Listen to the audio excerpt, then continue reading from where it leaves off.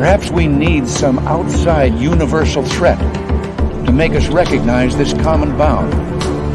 I occasionally think how quickly our differences worldwide would vanish if we were facing an alien threat from outside this world.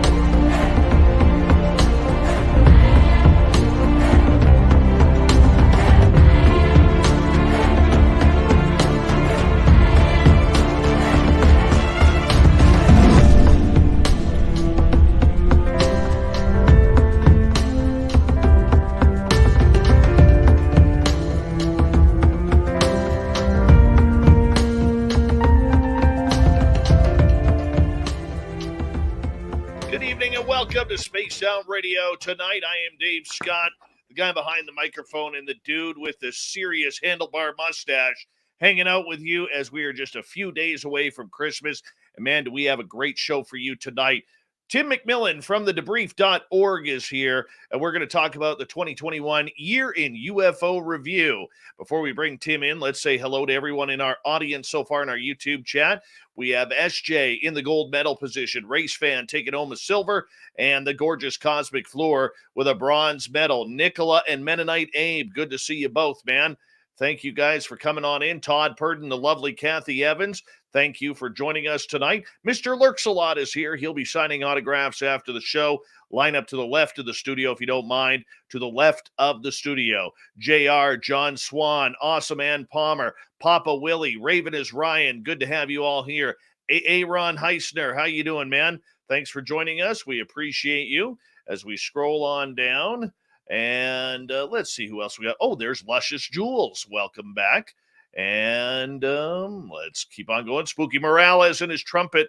They're ready for the after show. The gorgeous and amazing Nicole Sakic is here. She'll be signing autographs after the show as well. Line up to the right of the studio. Remember, no eye contact, guys. No eye contact. She doesn't like it. All right, Double Tim, the gorgeous Jenny. How are you? Thank you for joining us. We really do appreciate it. As we scroll on down here, and who else do we have in the roll call? We have Kevin from Moonlicht. How are you, buddy? Nice to see you. Nightmare, Peppa H. Thank you for coming on in. And Belenia, my man, how are you? Good to see you, brother. And who else do we have here? Wes H. Nice to have you here. Mama Susan, the gorgeous Jeanette Sanchez. And who else do we have? Solar Warden, nice to have you back, my friend. And James Smith, nice to see you. Chris Moe in Austria, welcome back. Richard Elmore's here, everyone. The Richard Elmore. Downshift, good to see you. The gorgeous Laura Elizabeth. See how we are living. Welcome. Happy solstice back to you. As we continue on with roll call here, Project Blue Book. Nice to have you back. And there's Matthew Kennedy. Yes, we are on the air right now, man. Right now. 360 Lotus, welcome to our channel. Thank you so much for joining us. Hit that subscribe button if you don't mind. Peter O'Hara, good to have you back. And King Anthony. Merle is here, everyone. Merle. There he is. Merle. Lord Ludicrous Plaid, how are you? Welcome to the show. And there's a Merle there. There's a Merle there. There's a Merle there. And we continue on. Media Fox, nice to have you chatting with us tonight. Ghost Dragon and the gorgeous Jessica McCreary, welcome back. Another Merle. And Mark Sanchez, John Aldrin, welcome to the show, guys. The Michael Leger, everyone. The Michael Leger is here. Start the radio feed, and let's see. Media Fox, nice to have you. The gorgeous Marie in LA, nice to have you back. Mennonite Abe dropping a Merle. Awesome Arlene Adkins-Zell, welcome back. And, excuse me, Ghost Dragon, thank you for joining us. We're caught up. We're caught up. Yeah, you got to see Tim's beautiful, beautiful, stunningly dressed Christmas sweater tonight. It's gorgeous. Fantastic. His beard is looking good. His headphones are charged. Hair is high and tight as per usual. That's just the way we love him. Flash forward. Welcome back to the show, gorgeous Donna C. Thank you for coming on in.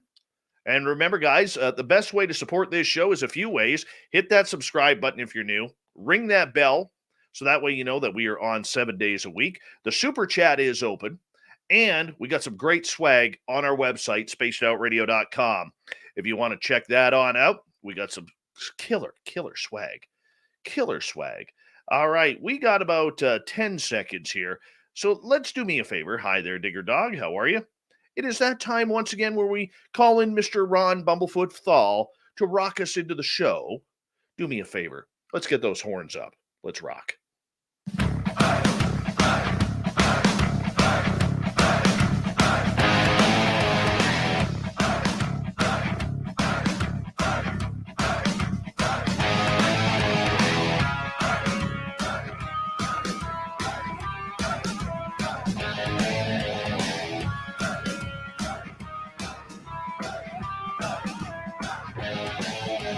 From the mountains of central British Columbia to you listening around the world, this, my friends, is Spaced Out Radio.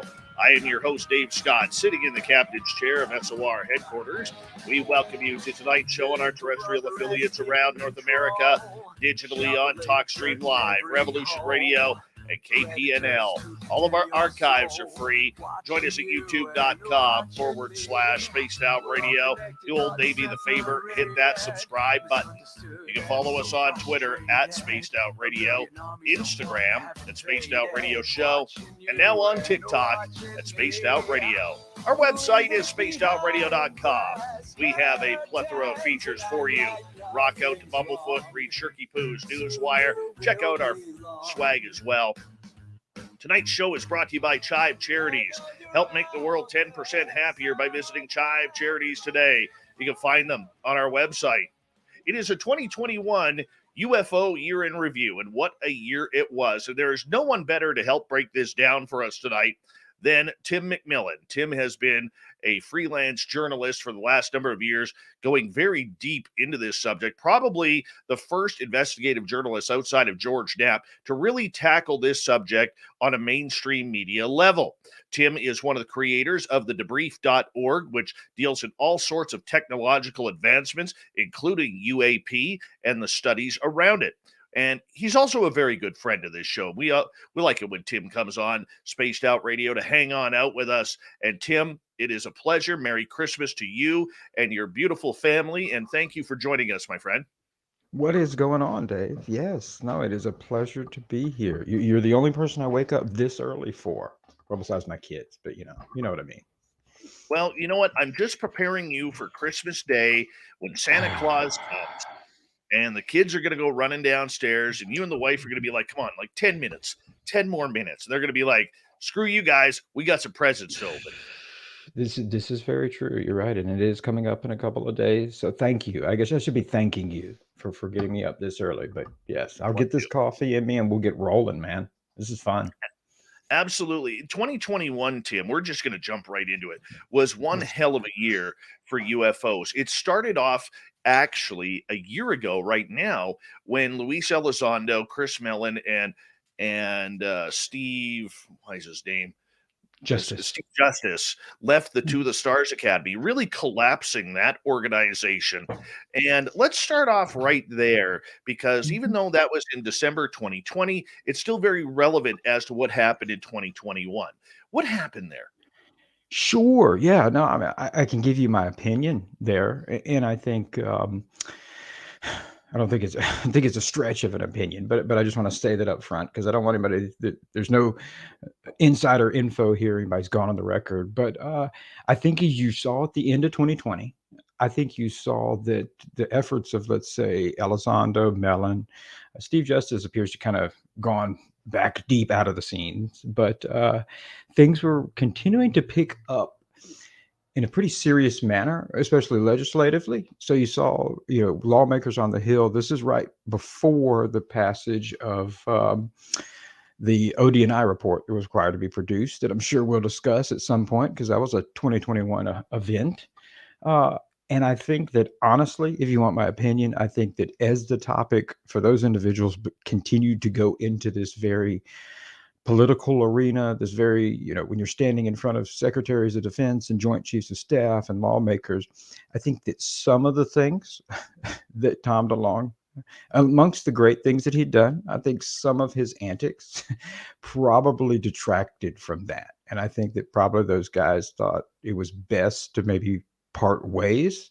But again, that's just me throwing it out there. That's me giving my opinion of what happened, because it all timed uh, really closely after the election here, the presidential election. So I think politics had a lot to do with what we saw. Well, I think so too. And one of the things that I learned since then is that there were a number of warnings that I don't think a lot of the public, even the public on UFO Twitter, really understands. That there were a number of warnings about Tom DeLonge's antics that many members of the TTSA gave him over those 2 years, whether it was, putting out fake videos, whether it was talking too much, whether it was acting rock star when he shouldn't be acting rock star and being a little bit more professional, whether it was, UFOs being a bipartisan topic and then, jumping all over President Trump at the time and really trying to push towards Biden, and a lot of people didn't like that. The treatment of the media, especially the alternative media and the UFO field. These are some of the things that I was hearing that was going on from very close sources to within this program. And I'm sure you heard the exact same thing as well. But, I think it was, even though I was never a real TTSA supporter, I was rooting for them, man. I Sure, was. And sure. I just couldn't grasp my teeth into them. Sure. No, no, I think you're absolutely all of those points I agree with. And I think that we definitely noticed a dramatic change, I would say, in some of the people like Chris Mellon and Louis Elizondo in particular when they left the organization. Because I think you hit a very important point there where the media engagement. I think after, especially Lou Elizondo left TTSA, he went on an impressive world tour junket. you know, you might say, of all these different media outlets, and in fact, in particular, like you mentioned, independent outlets, just about anybody's podcast, this type of thing. So there was a lot of public engagement, which had not gone on before during the previous years with TTSA. And so, I don't know that anybody's come out and said it. At least I haven't heard it. Maybe you have. That you know, Lou or any of these people were prohibited from engaging with the public and Yes. the media. Okay, well then that would make sense. I would say there's enough evidence there that would say that definitely suggested there was some kind of control mechanism, and it's all the more reason I think everything you just said I agree with, and I think the fact that you have to engage the public. You have to. You have to. When I had my pre-interview with Lou Elizondo, we first interviewed him back in late February, early March.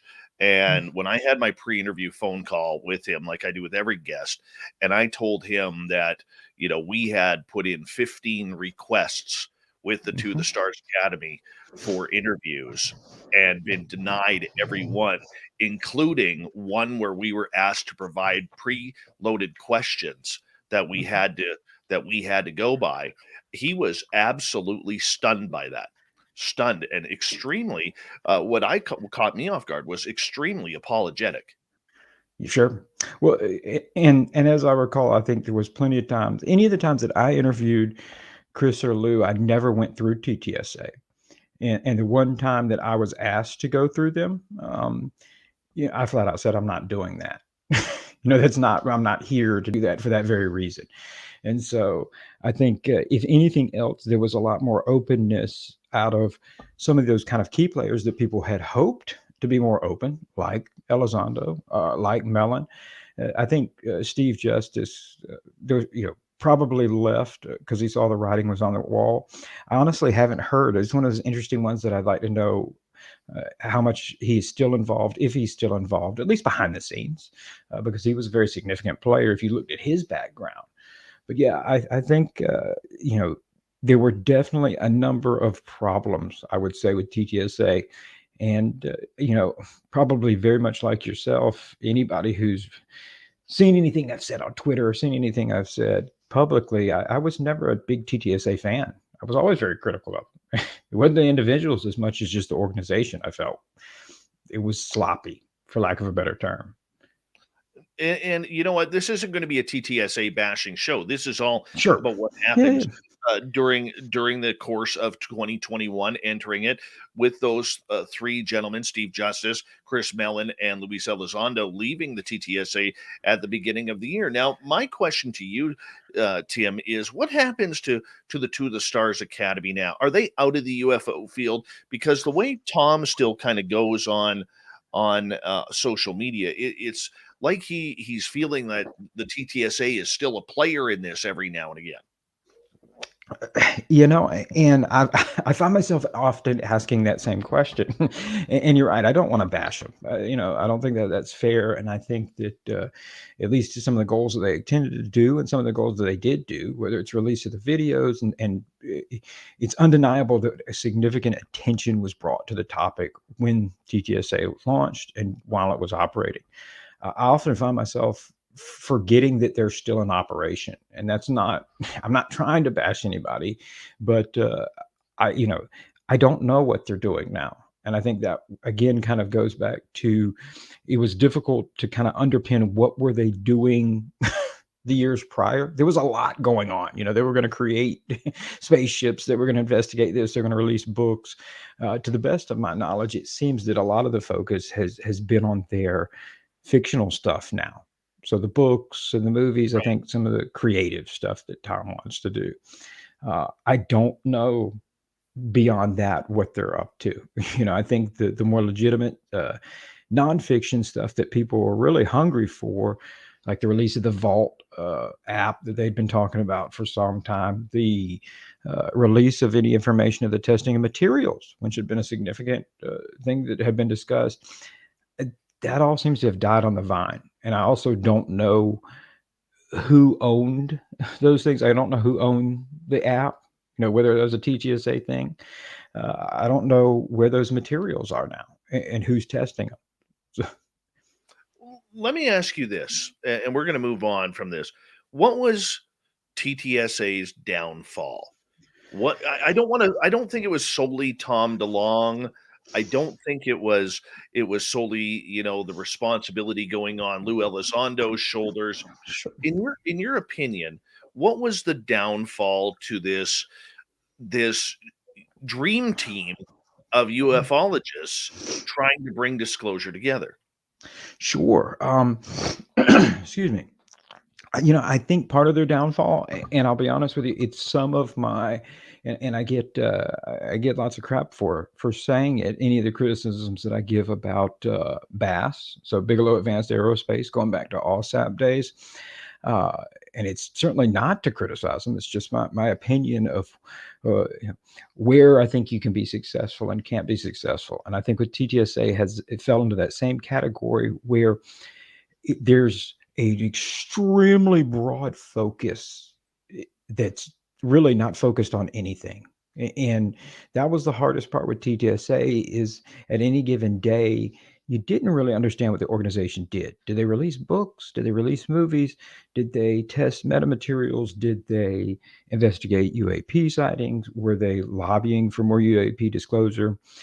You know, you can do all of these things, but when you're trying to do them all at once, and you're a pretty small organization, but you know, by most standards, it's not easy to do. It's the old, you know, you can know a little bit about everything, but be an expert on nothing.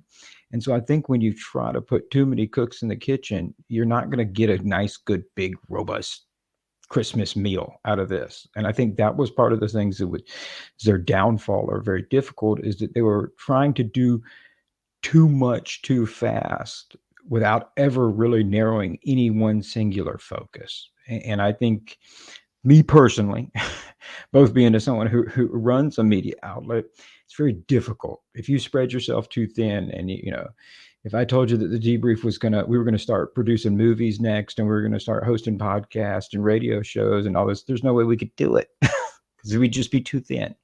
So I think that there was definitely a lack of focus, and people found themselves often wondering, what the heck are they doing?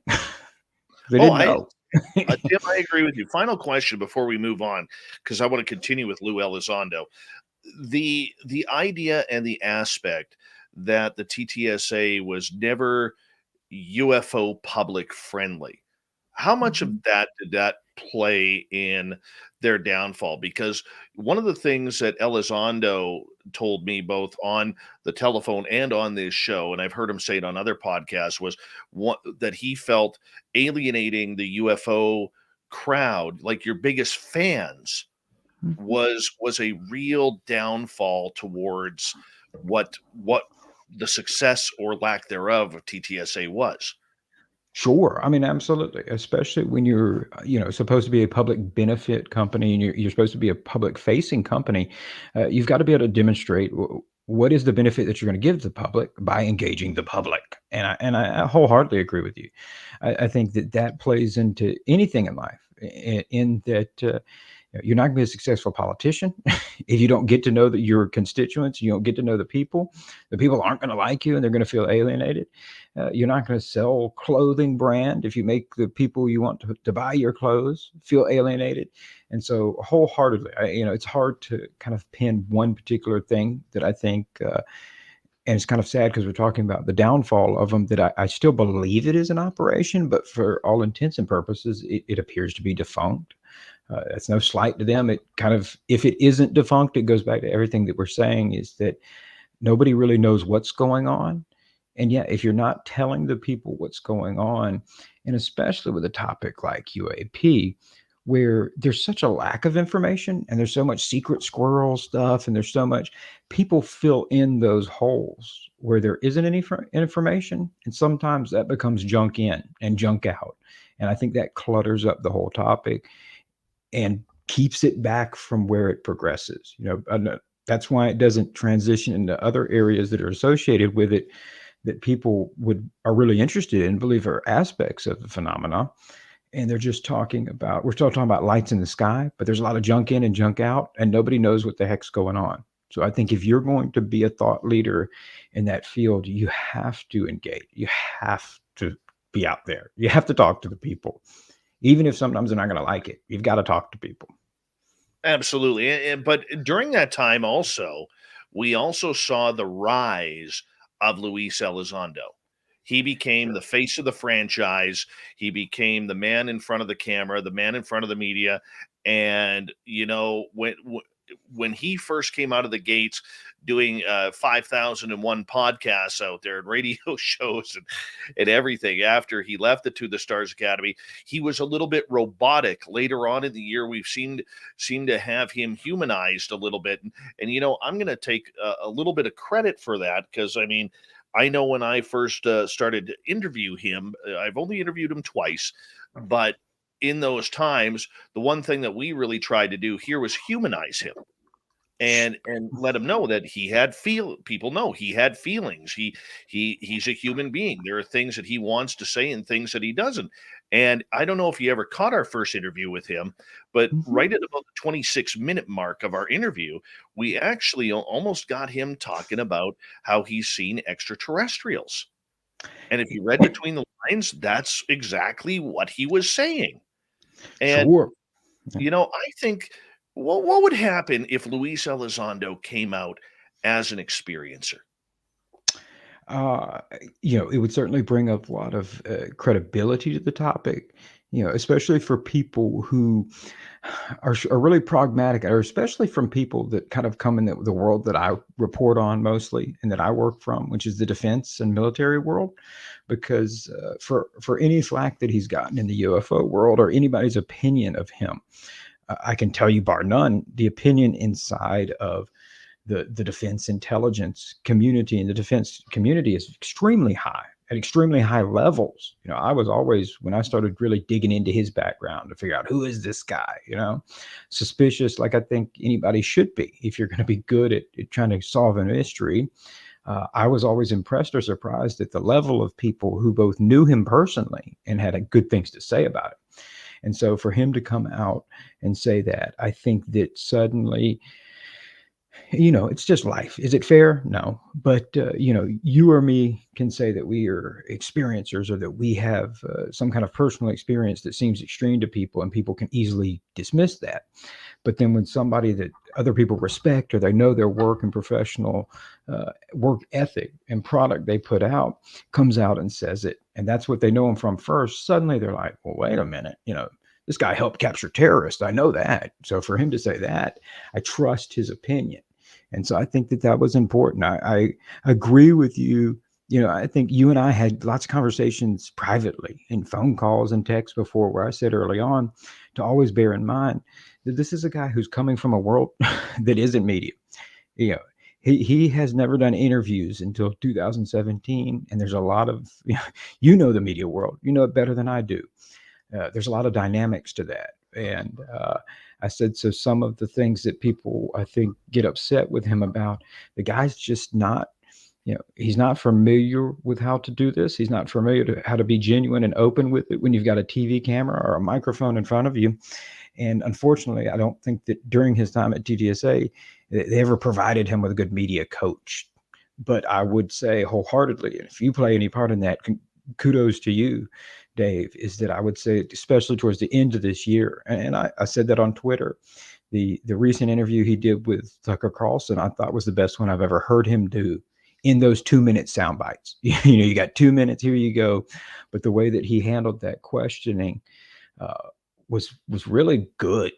It was exceptional. In fact, I asked him, I was like, dude, did you get a media coach? Because I mean, looking at it from a media perspective, he checked all the boxes for me that if I was coaching him, I'd be like, you got to make sure you do this, this, and this, and he did a good job with it. But again, I guess it goes back to your overarching point, is why you have to make, especially if you're going to start coming out talking about UAP and accept that perhaps 50% of the population is going to be dismissive of that, why you have to be good at engaging with the public and good at, just like you said, being a human being, being genuine, putting a face and name and personality behind this, where it allows people to get to know you and respect what you're saying. I think that he has really matured in front of the camera and the microphone. Yeah. Whether or not you agree with his message, I mean, we still have to remember that Luis Elizondo is still very married to Uncle Sam than the UFO public. And do you think, as we got about 90 seconds to go here in this segment, do you think that he has been given a free pass? Do you think we've been hard enough on Lou in trying to get some of these questions answered? I mean, I guess it depends on the situation. I would say from certain people, absolutely, I've got a free pass. You being one of them. I think that you've been somebody who has pointed out things that were valid criticisms, in my opinion. We've had these discussions, maybe off the mic more than on, where some of your concerns and some of the things you brought up, I think, were valid. They're questions that have to be asked and answered to where you can feel good about them. I know for my part, since I'm a print media guy, a lot of my questions and pressing hard is behind the scenes, so people don't get to see that. But I always treated him, and I think he would agree if he was here right now, especially early on, like he was a suspect. Going back to my days in policing, it was, let's get to the truth. Now, have other media outlets been soft on him? Maybe, perhaps, but I think that any times that, whether it was you, me, or anyone else, was hard on him or asked tough questions or said, prove it, or, did their due diligence to validate things in his background, that's what you're supposed to do. I mean, that's the role of what media is. And so I know people get upset about that. Sometimes there can be fan clubs. Tim, I'm going to get you to hold on right there. Tim McMillan on Spaced Out Radio, the 2021 UFO Year in Review with the man from the Debrief.org, Mr. Tim McMillan. We will continue right after this on Spaced Out Radio.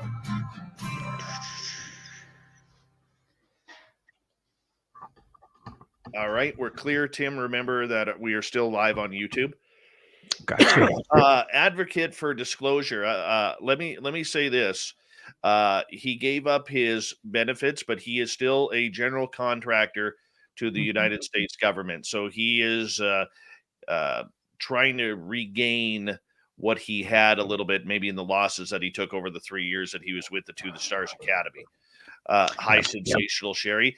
And I will be the first one to say, and I've said this on this show very over the last number of months, and I was very highly critical of Lou Elizondo and the entire To the Stars Academy.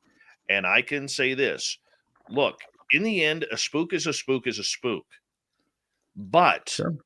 Lou has done a great job from what he can do in getting this topic out there. I think he's done it as most honestly as he can. And my attitude towards him has changed. All right. And I also went on record the other day that when the NDAA came down and was finalized and ratified, I texted Lou Elizondo and I congratulated him and told him to go have a glass of wine because he likes wine and sitting in front of the fire. I said, because he deserved it and he worked hard for it. He really did. So my attitude has changed, but that doesn't mean as a journalist that we stop taking their foot off the pedal. Okay, you've given us this, but there's a lot you haven't given us, man. There's a lot you can't. Sure. Right. Sure. And that's kind of where we're getting at. So it's not being negative at all. It's a matter of saying, okay, Lou, if you're going to be the man, you got to, I mean, it's like boxing, man. Just because you win the championship doesn't mean that you don't have to keep fighting. Sure. And I will say, I can say bar none, 100%. He definitely made a lot of enemies in the stuff that he said from inside the Pentagon. People were not happy. And, he went through a lot to maintain that clearance, which I think some people get mad about or they don't really understand. But I think you really succinctly said it well. For people who come from that background, that those security clearances are it's the Willy Wonka golden ticket. If you lose it, you're screwed. But you always want to try to maintain that. And I've always told him I don't begrudge anybody. At the end of the day, you have to make a living. And if this all implodes, if he said, guys, I'm hanging it up and I'm going back to work, as a contractor, the fact that he maintained his clearance would allow him to do that. I don't want to like stumble on Lou Elizondo in front of a church somewhere with a cup of money sleeping on the ground because, he gave it all up. I think that he has navigated those waters about as effectively as you could think. And I can say wholeheartedly, he went through some shit internally. The government was not happy at all. No, and I fully agree with you, man. Fully agree with you. And I wouldn't want to be in his shoes. I mean, there were like he was what I don't think a lot of people understand was he was getting death threats from within the Pentagon. Sure. Right. And he was, his family, they were talking about ruining his family's, his daughter's potential careers. Like he told me point blank that, his daughter was ready to drive a Humvee through the walls of the Pentagon. I'm exaggerating here, obviously, but to say, leave my dad alone. And you hit on exactly what I was just about to say, is that when you talk about humanizing him and getting to know somebody and putting someone else in perspective of your own life. Yeah. I've spoken with his wife before, and here's a man who has two daughters, college age, a wife. Yeah. I mean, it's a lot to go through and a lot of kind of risk. And it's a testament to his family. And I think it's a testament to them trusting what he's saying. And trusting that, their dad, because they're willing to, just like you said, drive a Humvee through the Pentagon, proverbially there, instead of coming out and saying, yeah, my dad's a nutbag, don't lump me in with him. But they stood by him. But yeah, I mean, it's a huge, I'd say he went through a lot of shit, probably still does. Very true. We got about 40 seconds here, Tim. Cool. Preston Paget, welcome to the channel. And I want to say a big thank you to both Thomas Fessler and Flash Forward for kicking off the Super Chats tonight. The Super Chat is a wonderful way to support what we do on this show on a nightly basis. And man, do we ever appreciate your love and support of this show. And of course, if you're brand new here, do us a favor, hit that subscribe button, ring the bell. We are here 7 days a week. All of our archives are free. We do everything for free for you guys. And if you want to support us, a great way to do that is go to our store at spacedoutradio.com and check it on out. Thank you to all the veterans tuning in. Here we go with the second half hour.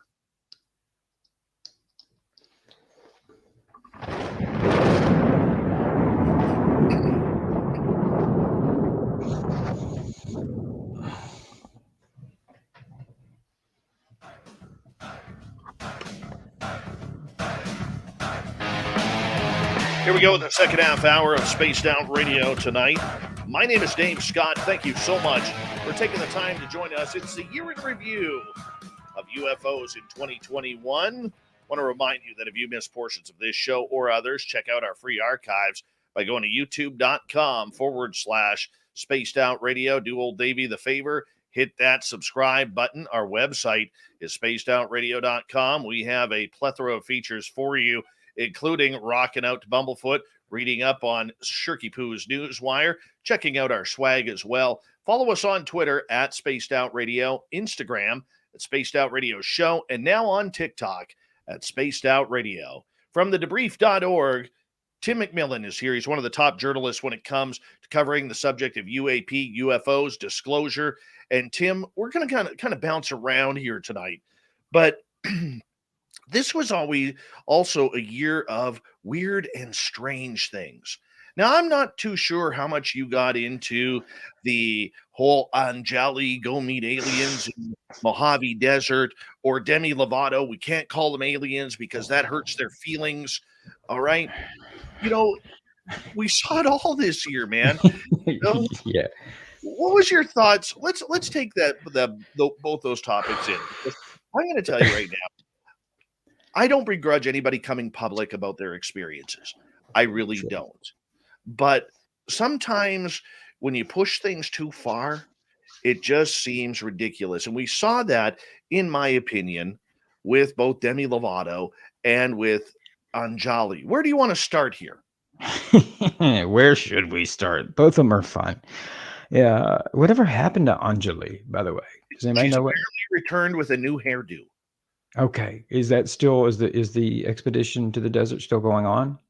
Apparently not. Apparently the Wayne guy got really upset, said he didn't know who Anjali is, and nobody's allowed on his property. Okay. All right. Well, okay.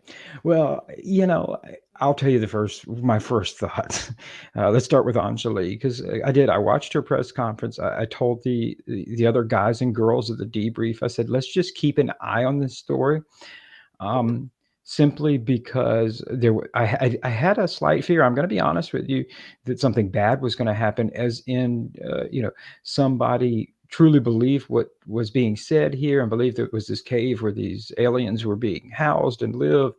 And they went out there to go search for it on their own, and something bad happened. I was like, we need to know what's going to happen here, because I have this fear that something bad could happen.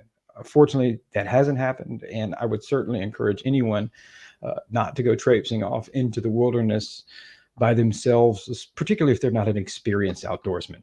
But, I think when it comes to the Anjali thing, I think that there were a lot of legitimate and valid criticisms behind the claims. I said from day one that if you're going to come out with claims that significant, that you're going to say, hey, I'm going to take these serious researchers and scientists and media people, and I'm going to take them and meet extraterrestrials face to face so they can share their agenda, because I've been put on this mission. I think that's a message you need to say after. I think you take your expedition, you take your scientists, you take your media people, so that you have, here, let's roll the beautiful bean footage. Let's roll the video. Here's the aliens, everybody. I think you've got to have some evidence behind that. I think that anytime you come out and say, here's what we're going to do, I'm going to take some undisclosed experts to an undisclosed location at an undisclosed time, and we're going to do this, that's problematic. I think anybody who doesn't take that as face value and believe that, I think that's justified, just based on the extreme claim there. I don't know.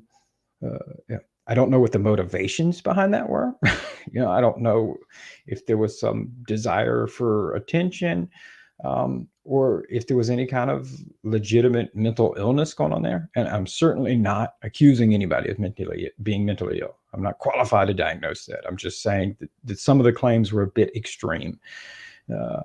And so I think that that was an interesting 2021 event that evidently you just broke that news to me, because it seemed to kind of flare up, and then what happened?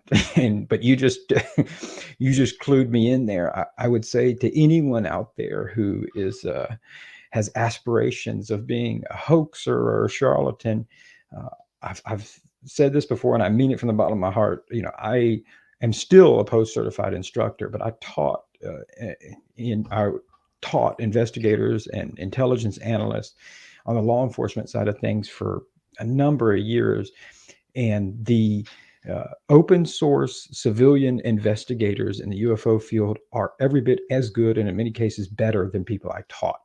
So if you're going to come out with some extreme claims, you damn well better have some evidence. Like Wayne better say, oh yeah, man, the alien shack's right here, because the UFO field's going to find it.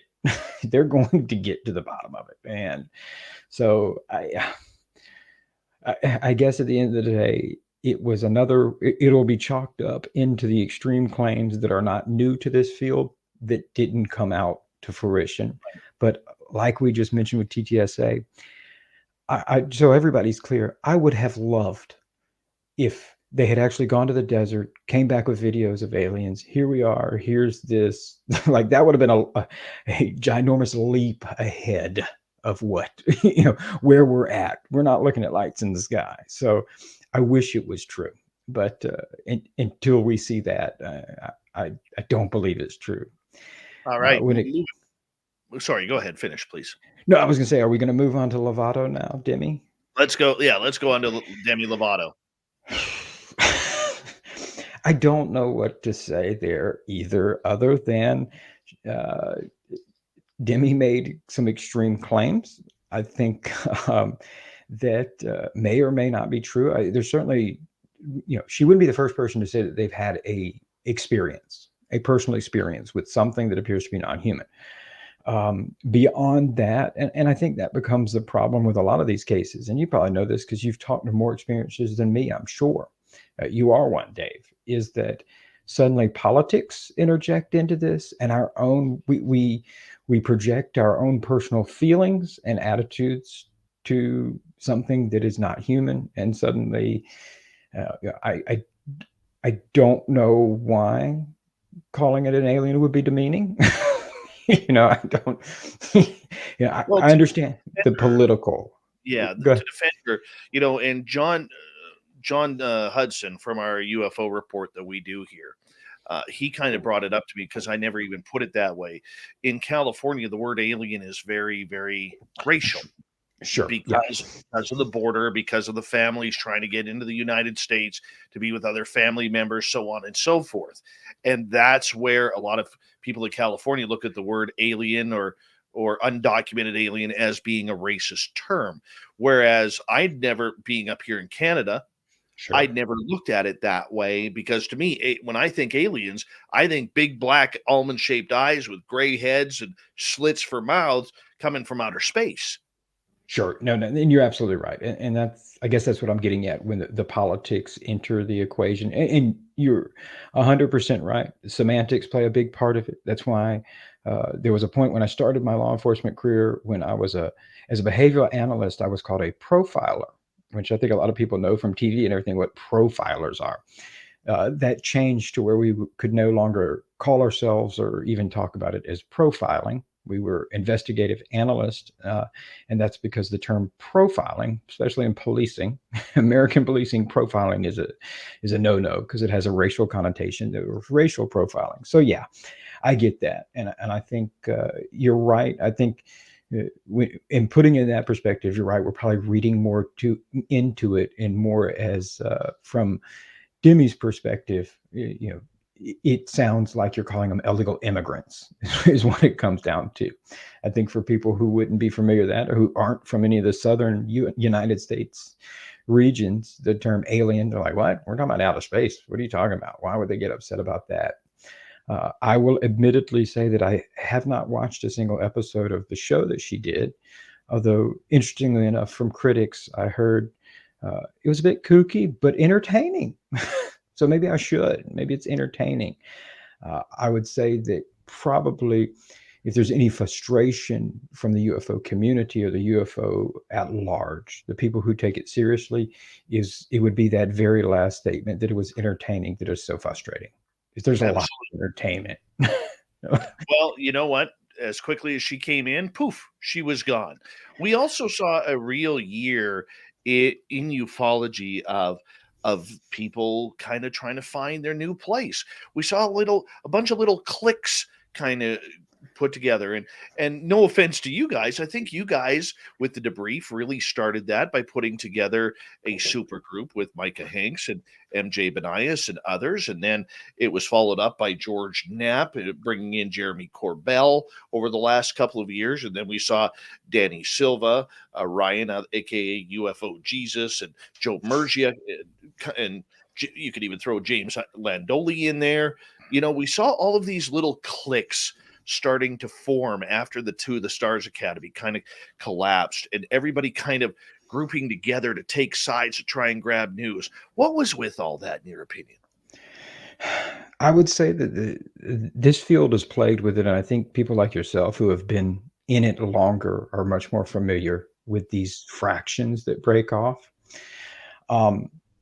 I think it's unfortunate, and it's a huge detractor to the topic. I'm sure anybody who's followed me on Twitter has seen me get in public feuds at times with people over it, because there becomes this kind of tribal criticism of whose team is the best team.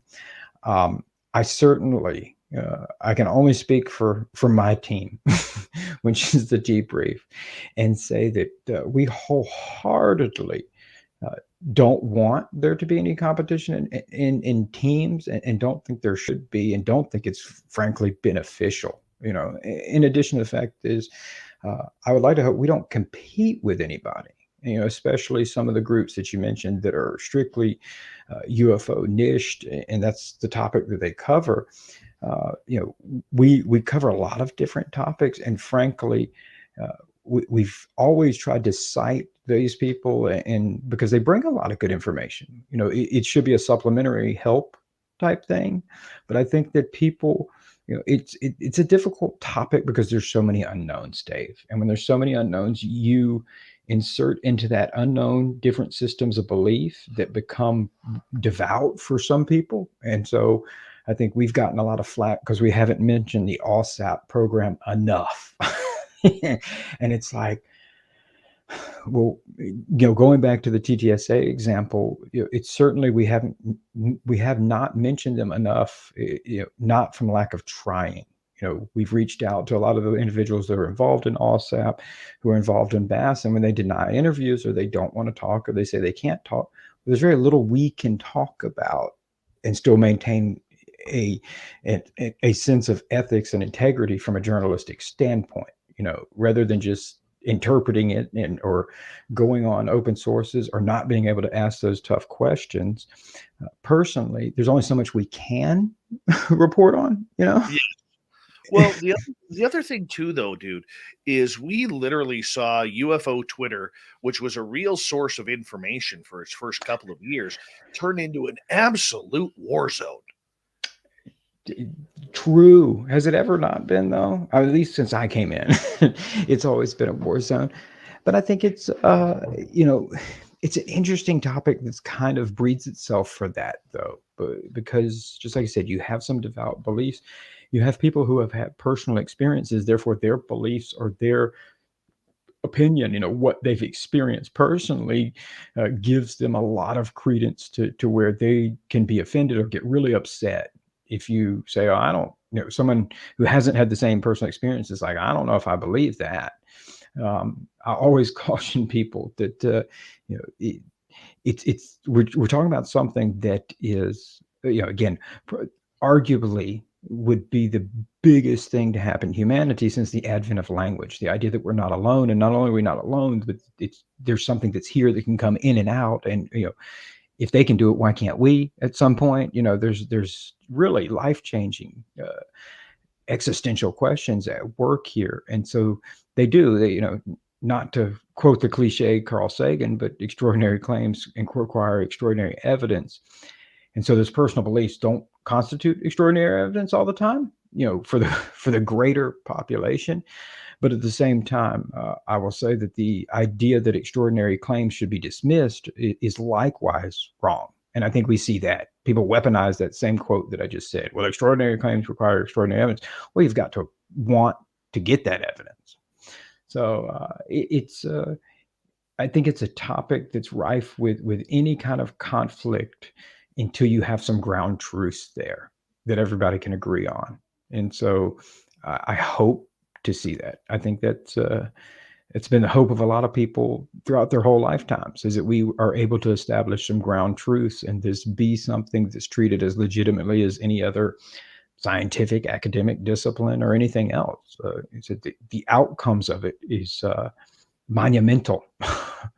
Or Tim, it might be just a bunch of us who were tired of wearing our tinfoil hats and threw them up in the air like graduation caps, after it was announced, that the government was going after UFOs and looking into UFOs. I mean, this has been a year of victory as well on there, Sure. but what kind of victory?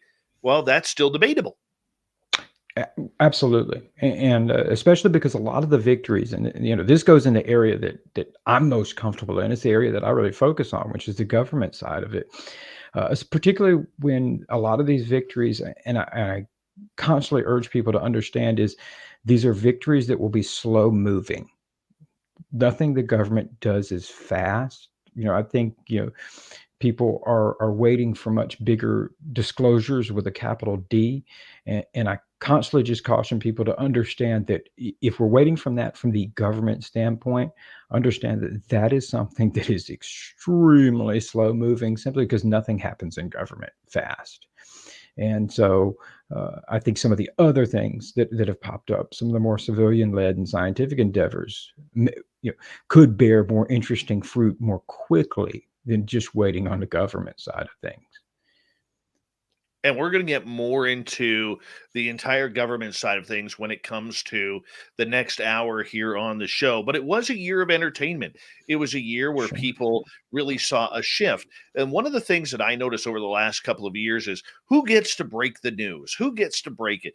We saw it with TTSA with the videos. You had a very big run a couple of years ago on where everybody seemed to be talking to you.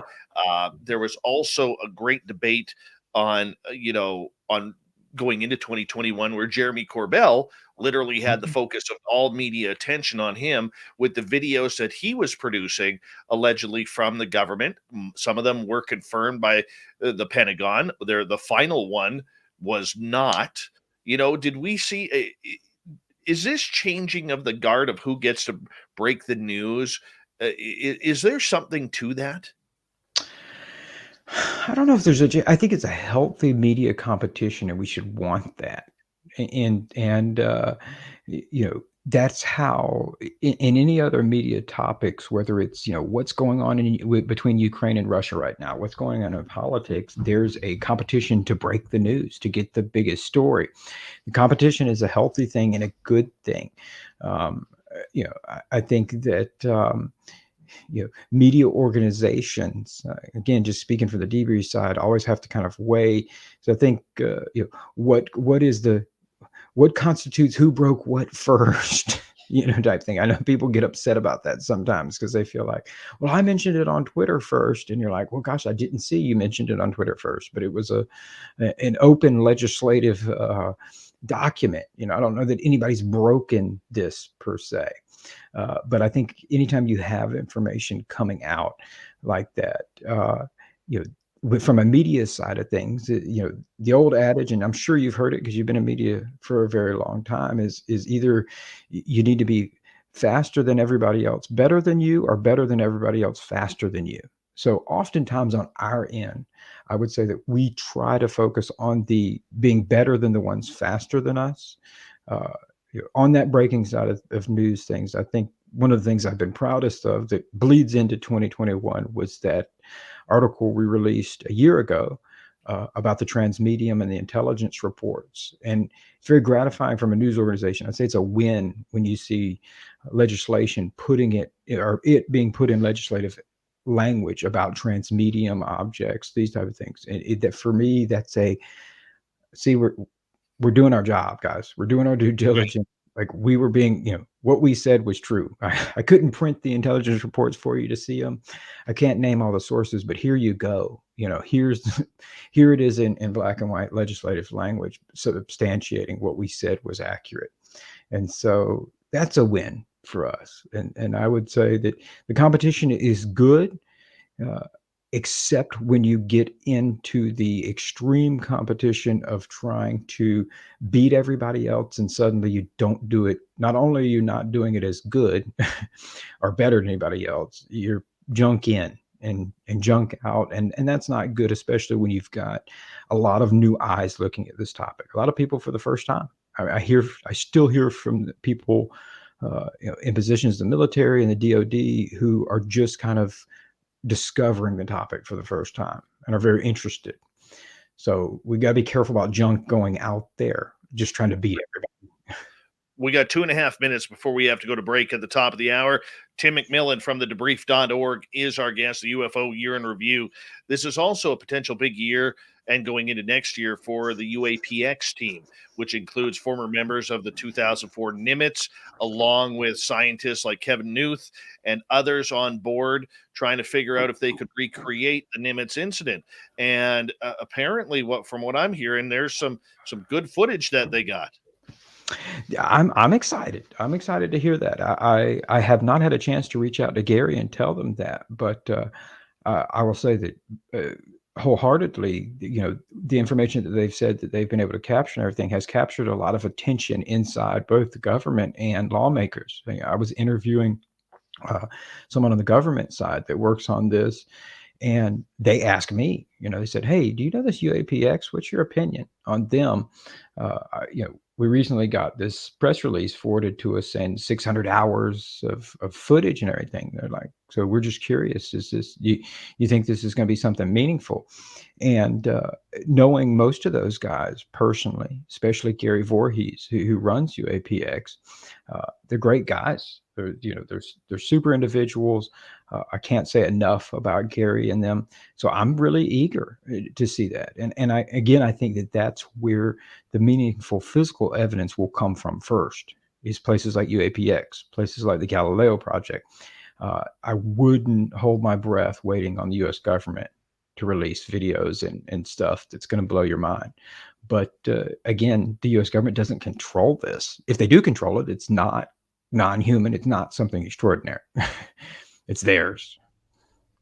Well, you know what? I hope they do, because Gary Voorhees been a good friend of this show as well. And I know, there's not a lot of people in this UFO world who could look at Gary Voorhees and say, that's a bad dude. That's a bad dude. Right. He's super guy. Yeah, he's always treated us very well. Fantastic beard too. Let's give him credit where credit is due. But I hope the best for them. I hope they do. I hope they're sitting on their lottery ticket, because there aren't a lot of lottery tickets out there. These gentlemen may have found the technology and the right people and scientists to look at this. And every group has their ups and downs. Let's hope that this is an up. Tim, I'm going to get you to hold on right there. When we return, we're going to get into the politics of UFOs. We don't talk a lot of politics on this show, but UFOs, well, let's face it, it's a topic that affects every government and every person on this planet. How far are we going to go? How far down the rabbit hole are they going to allow us? I know up here in Canada where I am, everybody is still mum and silent on the topic when it comes to politics. So that's something that we need to look at as we go forward here. Tim McMillan from the Debrief.org, one of the top journalists looking into the UFO subject over the last couple of years. This is the 2021 Year in Review. We'll find out also from Tim what was his favorite UFO story of 2021. Lots more show coming up here on the mighty SOR. Stay tuned. Hour number 2 is next.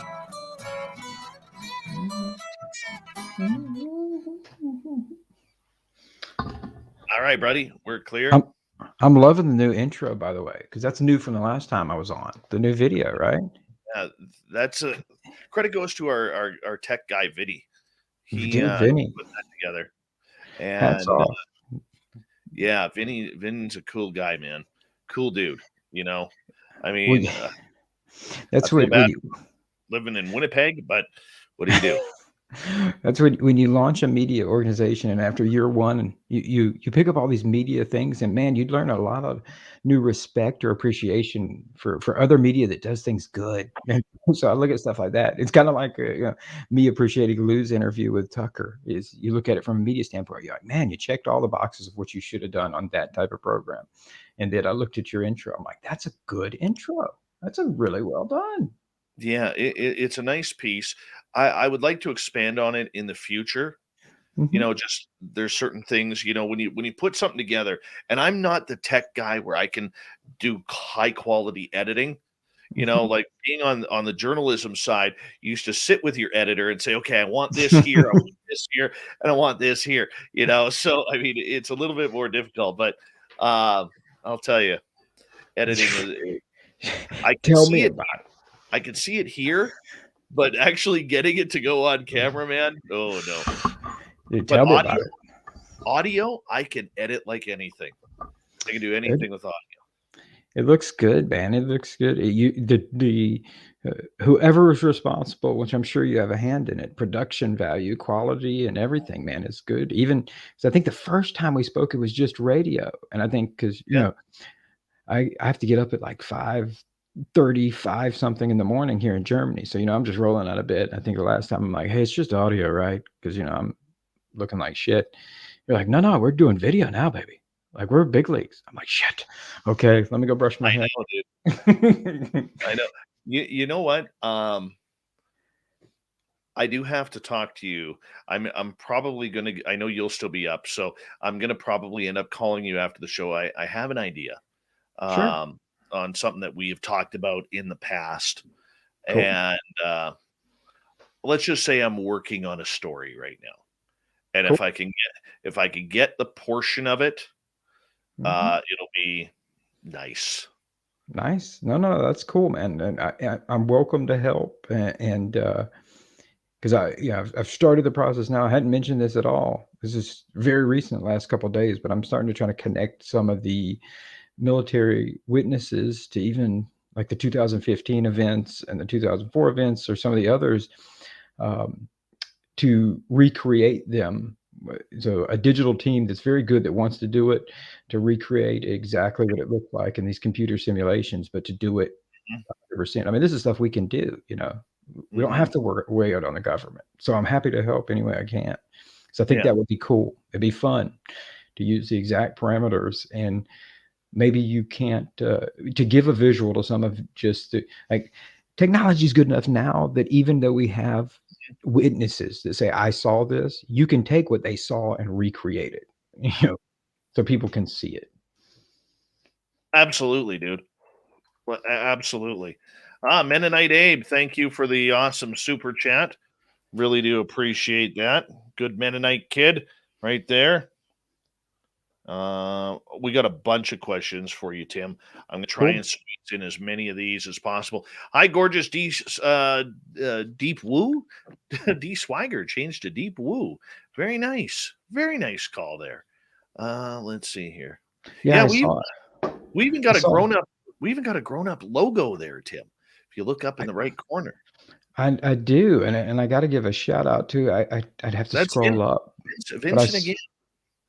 I saw somebody. Oh, here we go. Preston Pageant. Here we go. That asked to, I believe, the drone incursions. I only got to give a shout out to them because their avatar there is the University of Florida, and that is indeed the sweater that I'm wearing. So, yeah, go Gators. I'm from Gainesville, so whoever Preston Pageant, uh, you've made a friend. Go Gators. Hmm. Rob Aggs, welcome to our chat room.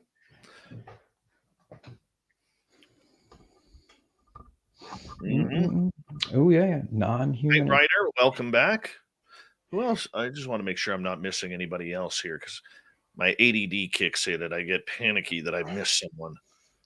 I always wake up by hour 2. Bad cop, no donut. Welcome to the channel. Yes, it's very true. And donuts are delicious. I can just say that as a former law enforcement officer, whoever thought that donut stereotype for cops was a bad thing is stupid. Donuts are delicious. I had to give up donuts.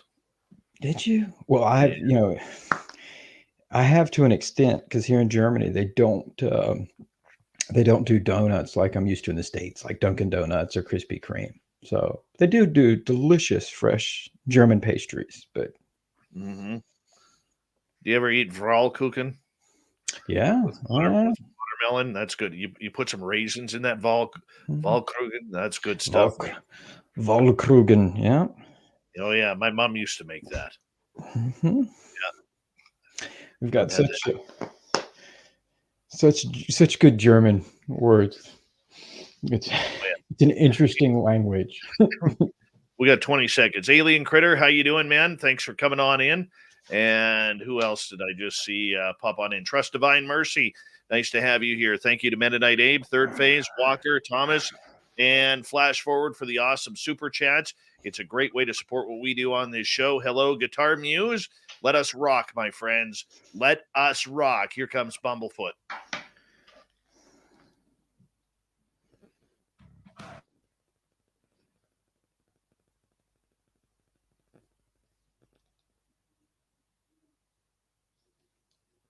Spaced Out Radio Show. Here we go with hour number 2 of Spaced Out Radio tonight. My name is Dave Scott. Thank you so much for taking the time to join us. We really do appreciate earning your listening ears wherever you are on this beautiful planet we call Earth. Hello to everyone listening in on our terrestrial affiliates around North America, as well as digitally on TalkStream Live, Revolution Radio, and KPNL. All of our archives are free. Go to youtube.com/Spaced Out Radio. Do me the favor, hit that subscribe button. The Desert Clam has set the password for tonight in the SOR Space Travelers Club. Gerdoying. Gerdoying is your password. Use it wisely, Space Travelers, as the Clam sets the password each and every night right here on Spaced Out Radio. Our website is spacedoutradio.com. We have a plethora of features for you. Rock out to Bumblefoot. Read Shirky Poo's Newswire. Check out our swag as well. Follow us on Twitter at Spaced Out Radio, Instagram at Spaced Out Radio Show, and now on TikTok at Spaced Out Radio. We continue on tonight with journalist Tim McMillan. He is one of the heads of the Debrief.org. He's been writing about this subject exclusively for the last 4 years, breaking some of the biggest stories. And we're talking about the year that was in ufology in 2021, and it was a busy year indeed. Tim, welcome back. Yeah, glad to be here, man. The first hour flew by. Oh, tell me about it, man. Tell me about it. Okay, looking back on 2021, we're going to get to some audience questions here soon for you. What was your favorite story of 2021? Oh man, that's a tough one. So obviously the story that came out towards the end of the year of the NDAA, so the new UAP office legislation, I think was a really big deal, perhaps bigger deal than I think, at least from the perspective that I look at it from the government side, because I was genuinely shocked at how detailed the initial amendment was. And I think anybody that read it in several pages, and as expected, that gets slimmed down to what was ultimately passed. I think that was expected, but the fact that you put that all in a legal document was impressive. For me, I thought it was impressive to see that level of lawmaking going on, that level of being put into a process that could be very arduous, and somebody has to take the time to write all that. And it sounds silly, but a lot of thought goes into that. I think it speaks to whatever the lawmakers have been briefed on, both within this past year and previous years. Because that information, a lot of that isn't available, again, it leaves the door open where people can interpret it any way they want to. And I think there's a lot of critics out there who, they're just getting hoodwinked by all of this.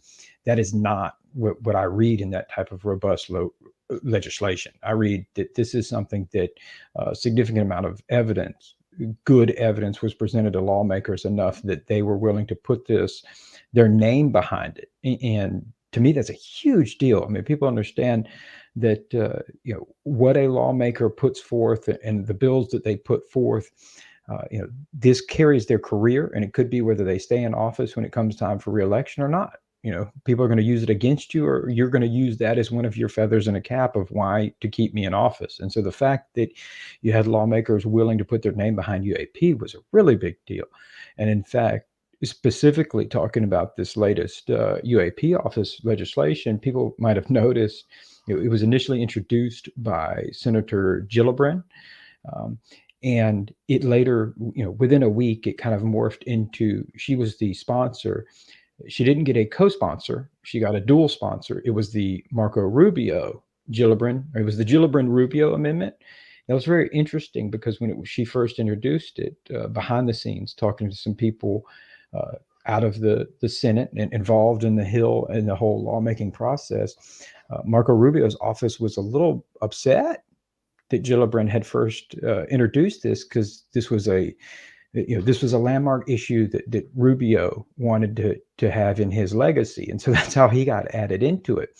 But I think if you put that in perspective for a second, you've got lawmakers not only legislating UAP, you've got them arguing over, hey, get off my turf. I want people to know me as being the lawmaker that brought about this UAP thing. And particularly when you're talking about people like Gillibrand, who in her other lawmaking, her other landmark legislation that she put in there relates to some of the military justice reforms and things that were a big deal and she spoke passionately about in the past. But somebody like Marco Rubio, who was a former Republican presidential candidate and a young guy, a well-known, well-liked politician who there's nothing to say that you wouldn't see him try to run for president again. So this is not just, some lawmaker who's been up there 40 years, who's on their last legs, and they're like, screw it, throw it in there. These are people who are still very much at the prime of their political careers and have a lot of political aspirations ahead of them. So for them to attach UAP to that, it's a big deal. Huge deal. Huge deal. I think that's a huge deal. I think the other story that came out that for me personally, we haven't heard a lot more about, but I think has the potential to be a very big deal, is the Office of the Inspector General launching a review and an investigation into how the DoD has been handling UAP.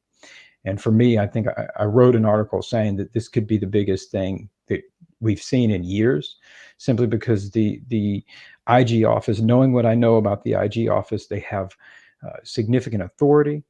What they say and do can have impact on people's careers, and people very often they're going to cooperate with an IG investigation. And I think John Greenwald, I believe, got some of the FOIAs out regarding the briefings and slideshows that were done inside the IG team who is currently conducting the review. And hopefully, if anybody saw those, they realized that, whoa, this is, they're having multiple, a dozen different investigators and team members are meeting, having a briefing about it. Like, this is going to be something very comprehensive that they're doing. And I think it's extremely interesting. I hope that that review will become public, because what that will do is people will get a really good idea of how has the government been treating this topic. I don't know how far back they're going to go, but how have they been treating this topic? That'll be very interesting. Very, very interesting. One thing that's been disappointing to me regarding the politicians on this is I don't trust them when it comes to this subject. And when I see people playing, and I hate to use this term, Tim, but I don't know how else to put it. But when I see them playing dumb on this subject, like, oh my, we had no idea this was happening in our skies. And, playing dumb about Roswell, playing dumb about Kecksburg and the Phoenix Lights, none of those topics ever came up. Well, Roswell did a few times, but usually in jest and not as fact. To me, watching these politicians think that this entire phenomena started in 2004 is either part of a narrative or it's part of something that they are just that naive about? Do you find, what's your opinion on that first off? I think it could be both. And I've said this to people privately. This is the first time I've said it publicly, but it is just my opinion. But it is my opinion that if you're going to have disclosure with a capital D, I think this is the only way that you would see it go about. Is this kind of, oh, what's happening? Oh, wow, we better look at this and bring this information out. I think that certain things, such as the potential of any crash retrievals, Roswell, that kind of stuff, the likelihood of that information ever seeing the light of day, I don't ever say never. And I've been surprised in this topic more than often than I thought I would be. But it seems like it's extremely unlikely that you would see that come out because of all of the other ramifications that go behind that. You've got to explain how you either concealed it from lawmakers, other government officials, and the public for 70 years, or namely just the latter one, the public for 70 years. And so that poses all sorts of really uh, intense political and governmental questions that I think it just really, short of there being some kind of Snowden leak, I don't think it's ever going to be something the government would want to retroactively come out and address. Uh, However, going about it this way, where you're playing, either you're playing oblivious or you are oblivious, and you rediscover all this new information, and maybe you do retrieve some materials more recently now, rather than going back. Um, and this information comes to light in that manner. To me, that's more likely, because that saves you from having to answer all of these questions like, look, dude, as recently as the 90s, you sit there and lied to us in a press conference. Well, and that's why I tell our audience there is this giant UFO Pandora's box that the Mhm. US government not only doesn't want their citizens to know, they don't want the Russians to know, they don't want the Chinese to know, they don't Sure, want egg on their face sure. regarding any of this, whether they've met with aliens. And this is why I always tell people, Tim, and I get some strange looks sometimes, even though I can't see them, I can feel them, you know, Mhm. Mhm. that right now, due to that Pandora's box, we can't throw anything out because now that their government is getting into this subject, we don't know what's real. We don't know what's fake. It could be the secret space program. It could be Bob Lazar. Hell, it could be Eisenhower meeting with aliens in 1954 at Holloman or whatever base that was back then. We can't throw anything out now because that Pandora's box is being fought for right now. And I think that's what the military industrial complex with this subject is all about. Sure. Well, and I think that's the only way that you get any of that archival information out, is that it comes out either truthfully or as a good narrative play. That yes, these events and these things happened for reasons unbeknownst and against the better gut judgment of anyone else. This information was transferred into the hands of private contractors, and they owned it legally. So we're going to blame the private contractors for keeping this information from you, rather than the government. I think that's the only way you save face. Most importantly, trust and faith in government.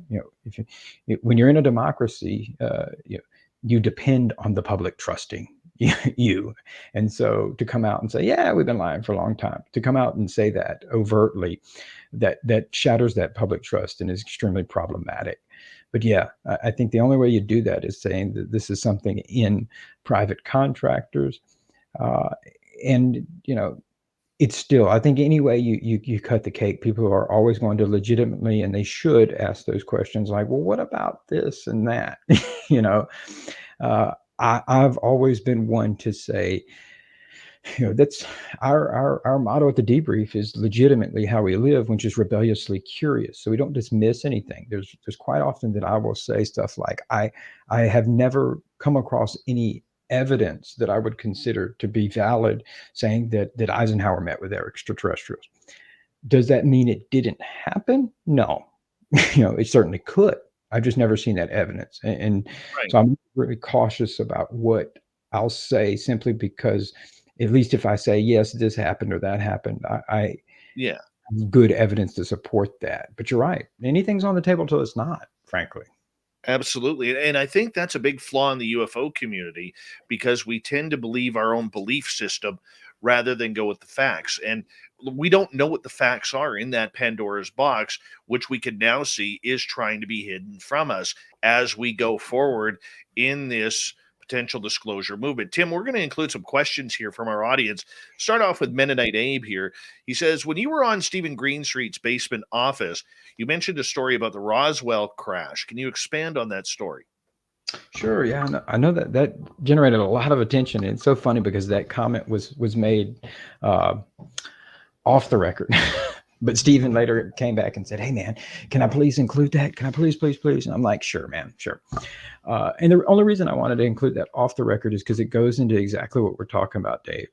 Um, is what do you have evidence for and what do you don't? And in this case, that wasn't something that I was going to put in print because the only evidence I had was the word of one person. you know, no other physical evidence, and it wasn't corroborated by anyone else.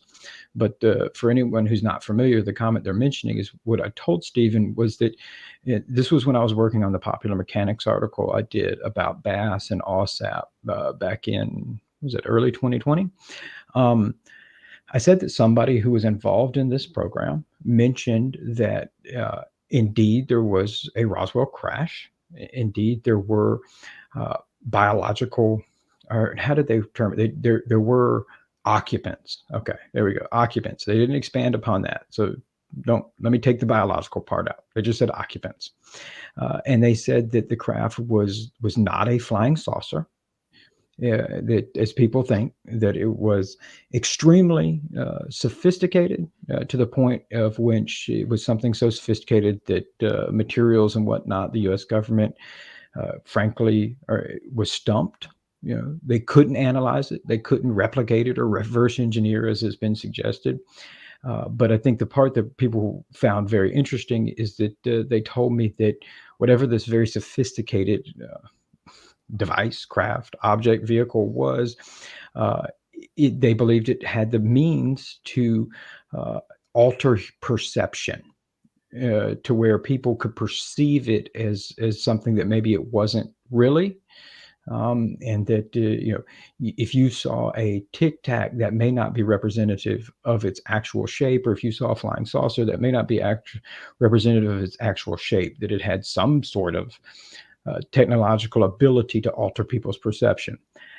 I've at times when people have asked me about it, I've expanded on it and said that again, this is just what someone told me, but this idea that you could alter somebody's perception, that's not crazy. We know that it can be done. And my academic background is in cognitive psychology. And so the idea that you can alter somebody's perception to perceive something as something it isn't is very easy to do to an extent. A rudimentary form of it is that's why camouflage exists, so that you think it's a bush and not a tank. But this idea of doing that to an extreme level where something physically looks like it is something it isn't, our brains are just electrical impulses. And if you're sophisticated enough to know how to, from a remote distance, influence those electrical impulses, it's not crazy. That's not, I'm not saying we got to bend space time to do that. It can be done.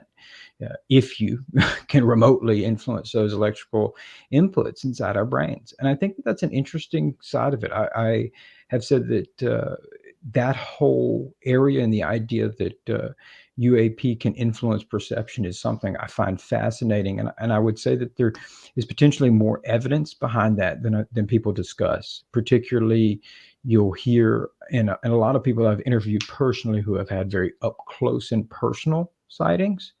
They often report auditory exclusion, where they suddenly, all ambient noise around you ceases to exist anymore. Like all of a sudden, all the birds were chirping, everything just goes silent, and so they see what's in front of you. I think people hear that, and the initial interpretation is, oh, well, the UAP made all the birds shut up. But if you really were to stop and think about it, there's ambient noise around you at all given times, whether it's the car traveling 10 miles down the road that you typically don't even hear because your brain just says that's not important anymore.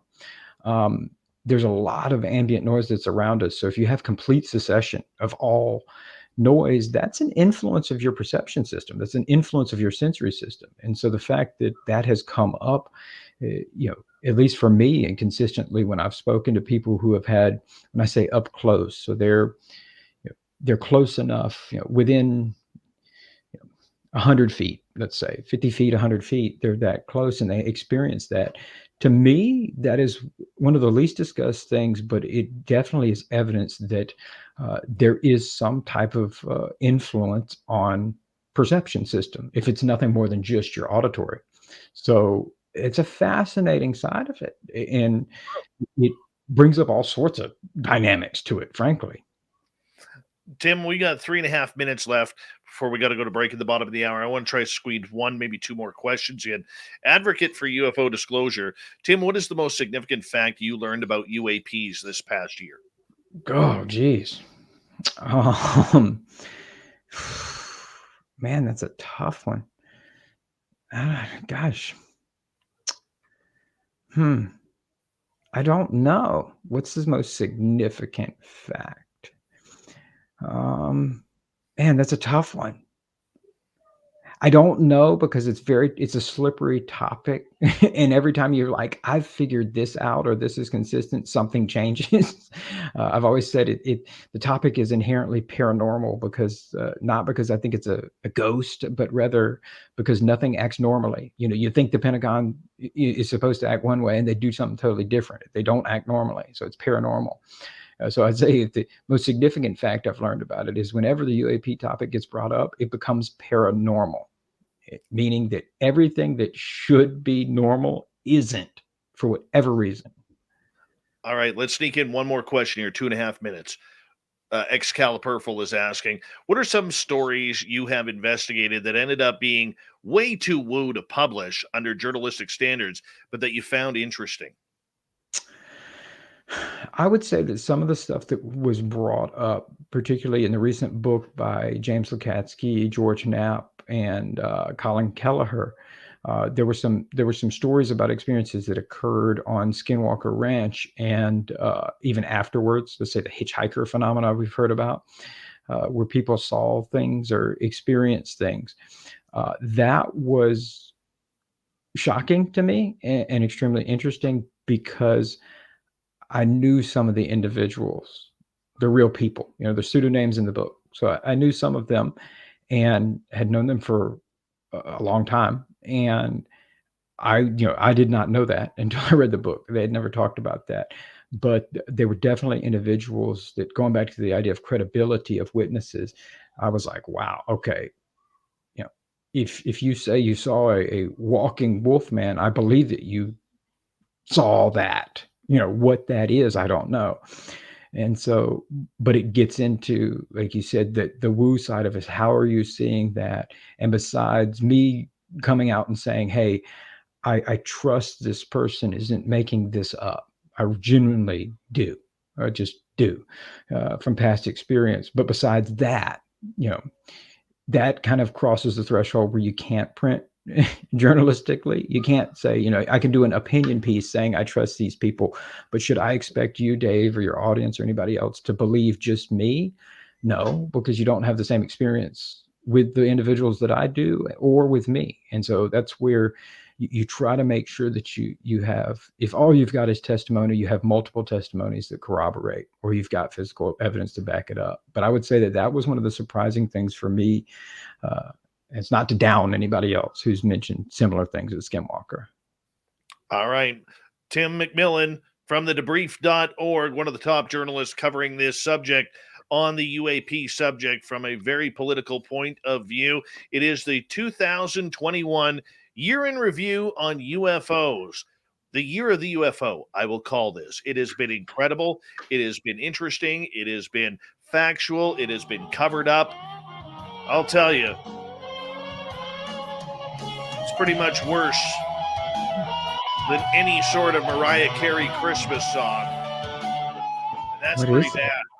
We'll find out more from Tim McMillan about NASA, ETs, China, Russia on Spaced Out Radio next.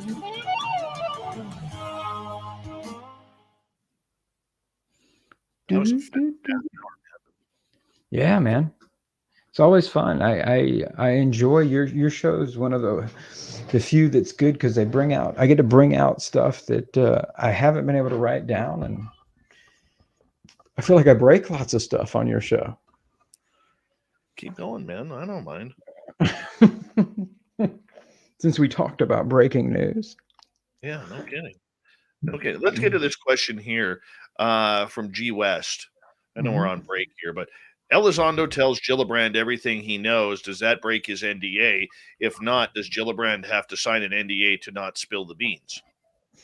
Yeah, all of the senators that are on those different committees, so like the Intelligence Committee, the Armed Services Committee in this case, they're all cleared. They all have top secret SEI clearances, and in fact, they, it narrows down to a scope of what they call the Gang of Eight, where you have the committee leaders who possess the highest clearances in the U.S. government. So even though they're lawmakers and they were elected, even to be on those committees, they have to pass extreme background checks, very similar to what you would if you worked on that stuff. So no, there's no breaking of NDAs or anything like that. Everybody is cleared for any and all information inside those committees, and all of that is checked beforehand. So even their staffers and everything, they all possess security clearances for all of that. Mm-hmm. Nobody gets in trouble there. They get in trouble for not, actually. It's the exact opposite. So, they would get in trouble for withholding information. That makes sense. Yeah. That makes sense.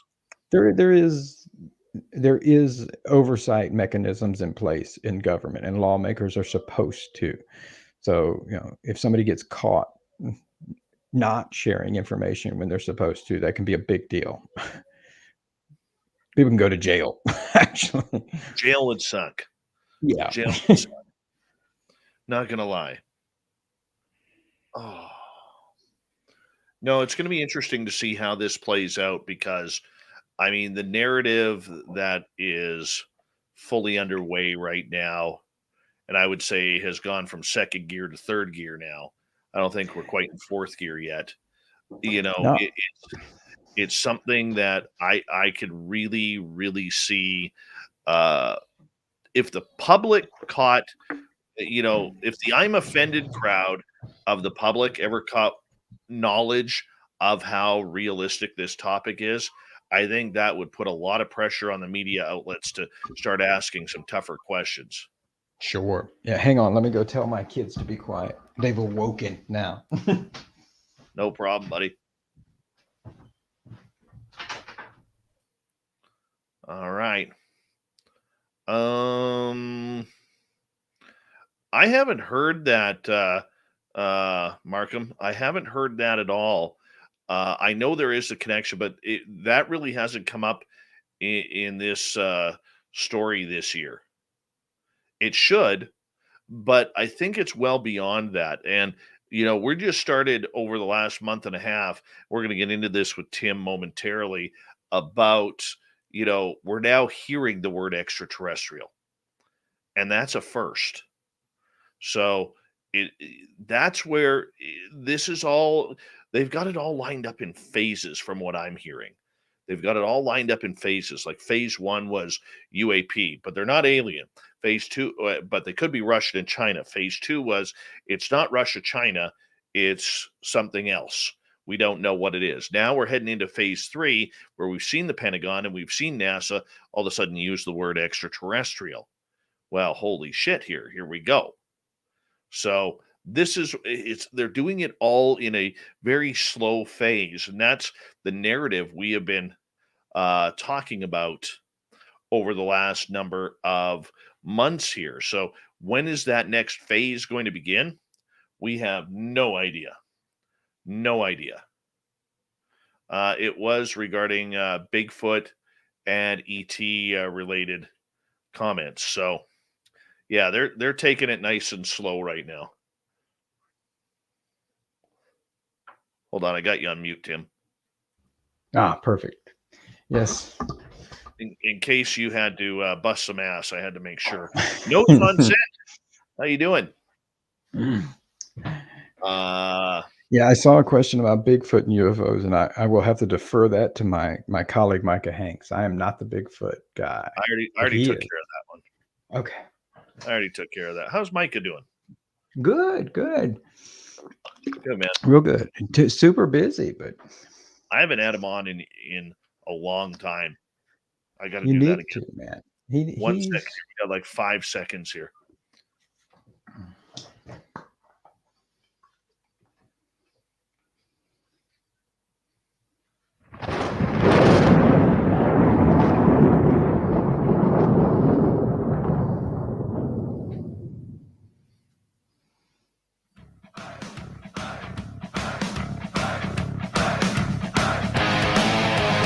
We pass the halfway point of Spaced Out Radio tonight. My name is Dave Scott. Thank you so much for taking the time to join us. We really do appreciate earning your listening ears.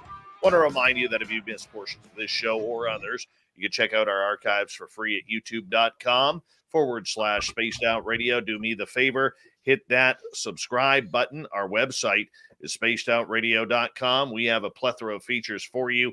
Rock out to Bumblefoot, read Shirky Poo's Newswire. Check out our swag as well. Follow us on Twitter at Spaced Out Radio, Instagram at Spaced Out Radio Show, and now on TikTok at Spaced Out Radio.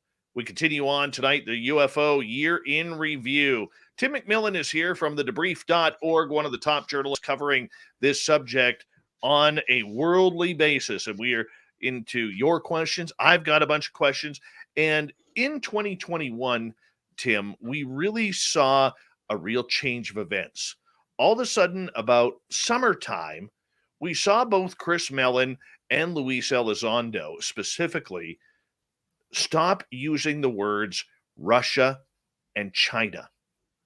At first, it was all about, we don't know if this is a foreign adversary, we don't know if it's Russia or China, and they really started to focus on the fact that this technology with the Tic Tacs or whatever it was being seen on these videos was not of human origin. That was a big shift that I think a lot of people really missed out on, Tim. Sure. Yeah, I agree with you, and I think so. I think they have to walk a narrow line there because obviously, especially with a lot of work they had been doing on the Hill and talking to lawmakers and everything, not everybody's going to be as receptive to this idea of it being something non-human, something really exotic here. And so you walk this line of well, it could be Russian or Chinese, which at the same time, I think until you know exactly what it is, or you can say exactly what it is, I think that's the appropriate stance too. You don't want to ever let hubris take over and you go, no, it can't be. That's how bad things happen. But definitely there was I think even Christopher Mellon for the first time came out and said that his personal opinion is this was extraterrestrial. That was first time that I'm aware of that he'd said it kind of publicly. But I think they're just following, good abductive logic here. And we do have some understanding and grasp over the technology advancements in somewhere like Russia or China. It's not to bash Russia in particular, but I've always been the one to say that I think we throw Russia in the mix out of kindness. But if you really looked at the technologies and frankly, just the resources that they have in their military industry, I would say Russia is really not in the mix here. Their advancements in aerospace is not well, I would not think be remotely capable of producing anything like what we've seen. And so it falls down to China. But I think they're just following the abductive logic that you don't see any evidence of these types of significant aerospace advancements coming out of China even.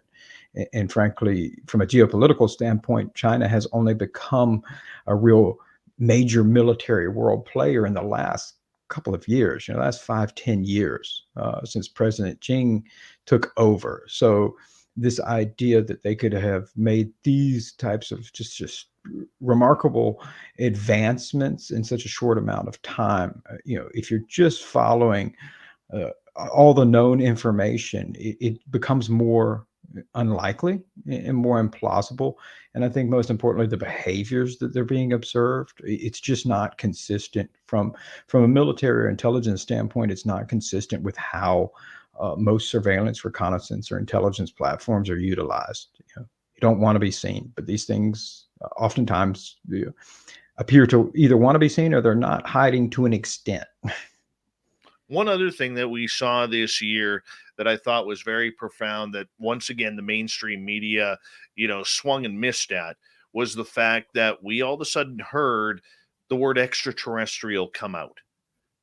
The first few years of this subject, Tim, we were told point blank that we had the reason why the whole UAP came out was because UFOs was associated with extraterrestrials, aliens, whatever you want to call them. Okay. Mhm. And that's why they changed it to UAP.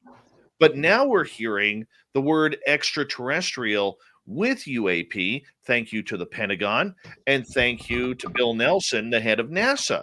I mean, this was a major, major story that really got overlooked. It may seem small, but the words are extremely profound.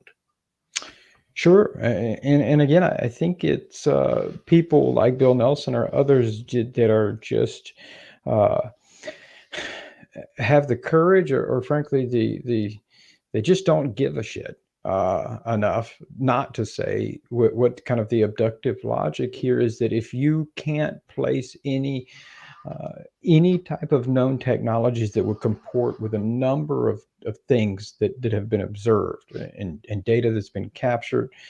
And again, I stress that there's no one single technology breakthrough that could account for a lot of these sightings. It would have to be multiple technology advancements where we're not even at one. You'd have to have multiple. And so suddenly, if you're having that and you're having evidence of that, you have to start kind of questioning, well, what is this? If we don't have any known technology that can comport to this, anywhere across the world, and in fact, our best technical analysts and intelligence experts can't even tell you how this could be replicated. The next step is, well, what are we talking about here? Where are we talking about it? And so I've always said, I think since the ODNI report came out that listed the 144 different sightings that are still listed as unknowns, or one I believe was identified, the rest are unknown. I think it is the natural progression and the appropriate place to now start saying, okay, we've established it's real. What is it? And so asking what is it is the appropriate thing to say. Again, extraterrestrial, I think when you're using that term, should probably still, in my opinion, be used broadly in saying anything that is not human, because I don't know, I don't even know if aliens traveling from a distant planet is necessarily the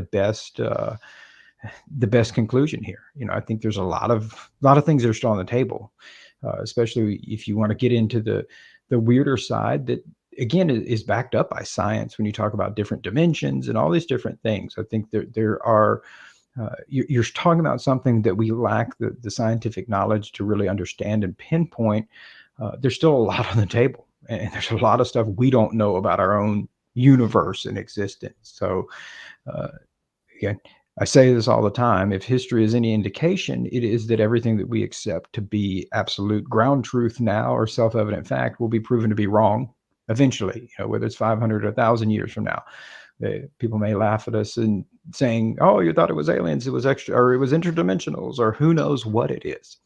But I think I think once you establish this is really going on, that asking that question, well, what is it? That should be the natural progression of where we're at. Well, the other thing too that I found very, very disappointing, to say the least, was with Bill Nelson, where he was sitting here saying that he had seen over tons of videos, over 300 reports.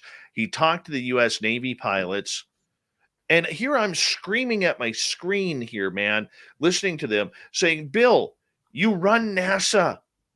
What's in your closet? What about the rumors of scrubbing videos, scrubbing photos, cutting feeds to the ISS, the live feeds to the ISS when something anomalous comes into play? And astronauts like Cooper and others who say they had sightings of beings. What about Neil Armstrong? They are here, they are on the hill, they are watching us. You know, there was a lot of conjecture of him getting excited about this topic, but I wanted to wring his neck, man, and in a polite way, of course, a good Canadian soft, gentle way, okay, to say, dude, check your own closet before you come speaking out about this. You're supposed to be the space guy. Sure. And I think it goes back to the question you asked me earlier about is certain individuals in the government being naive, or are they, overtly lying, or covering something up? And one thing that's important to remember, especially when you talk about heads of different agencies, like Bill Nelson, who's the head of NASA, is that your senior executive, your principal executives, whether it's the Secretary of Defense, whether it's the head of NASA or whatever, they're only in office, 8 years maximum in most cases, because whenever you have a presidential changeover, you get a whole new set of principal executives that the new president brings in. So in Bill Nelson's example here, he's only been there 2 years, less than, if you count the confirmation process.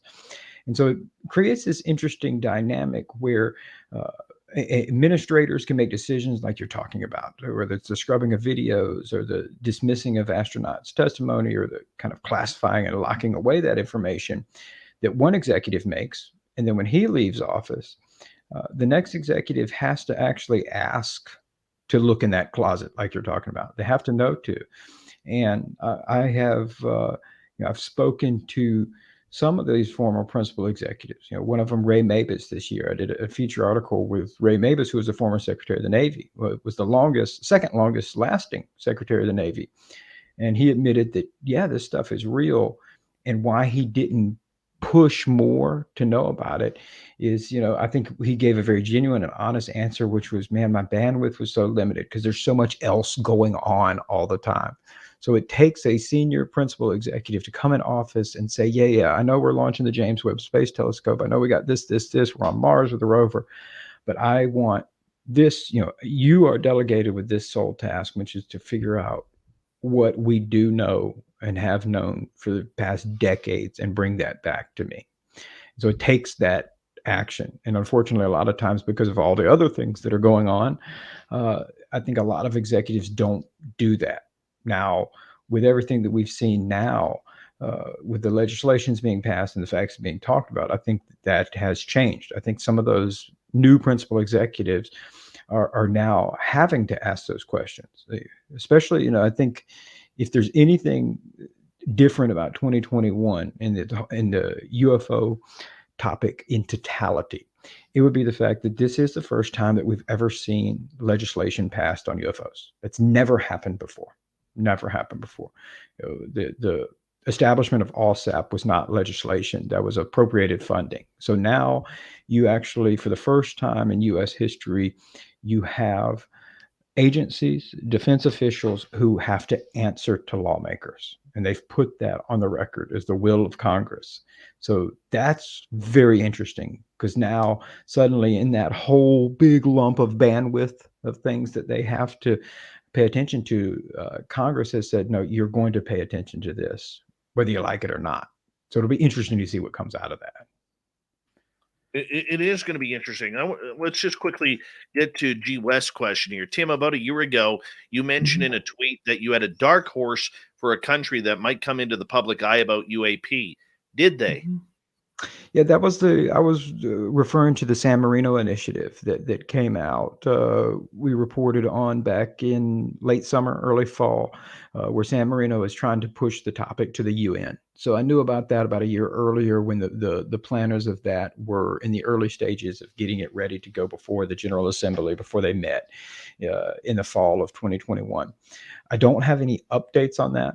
I need to check with Paulo, who's the primary organizer of that project, Project Titan. But that was the country I was referring to. I knew that they were going to present it to San Marino. I knew that they were going to try to get San Marino to put forth a UN initiative to make it an international topic, something that we really haven't seen, not just in the UN perspective, but frankly, the international community in general. It's been a really US-led topic these last years. It is significant of things as we've seen, which is unfortunate. But at the same time, I think as we see in the United States, this topic continue to grow and continue to be discussed by lawmakers, that will expand outwards as well. I mentioned that after they passed the NDAA,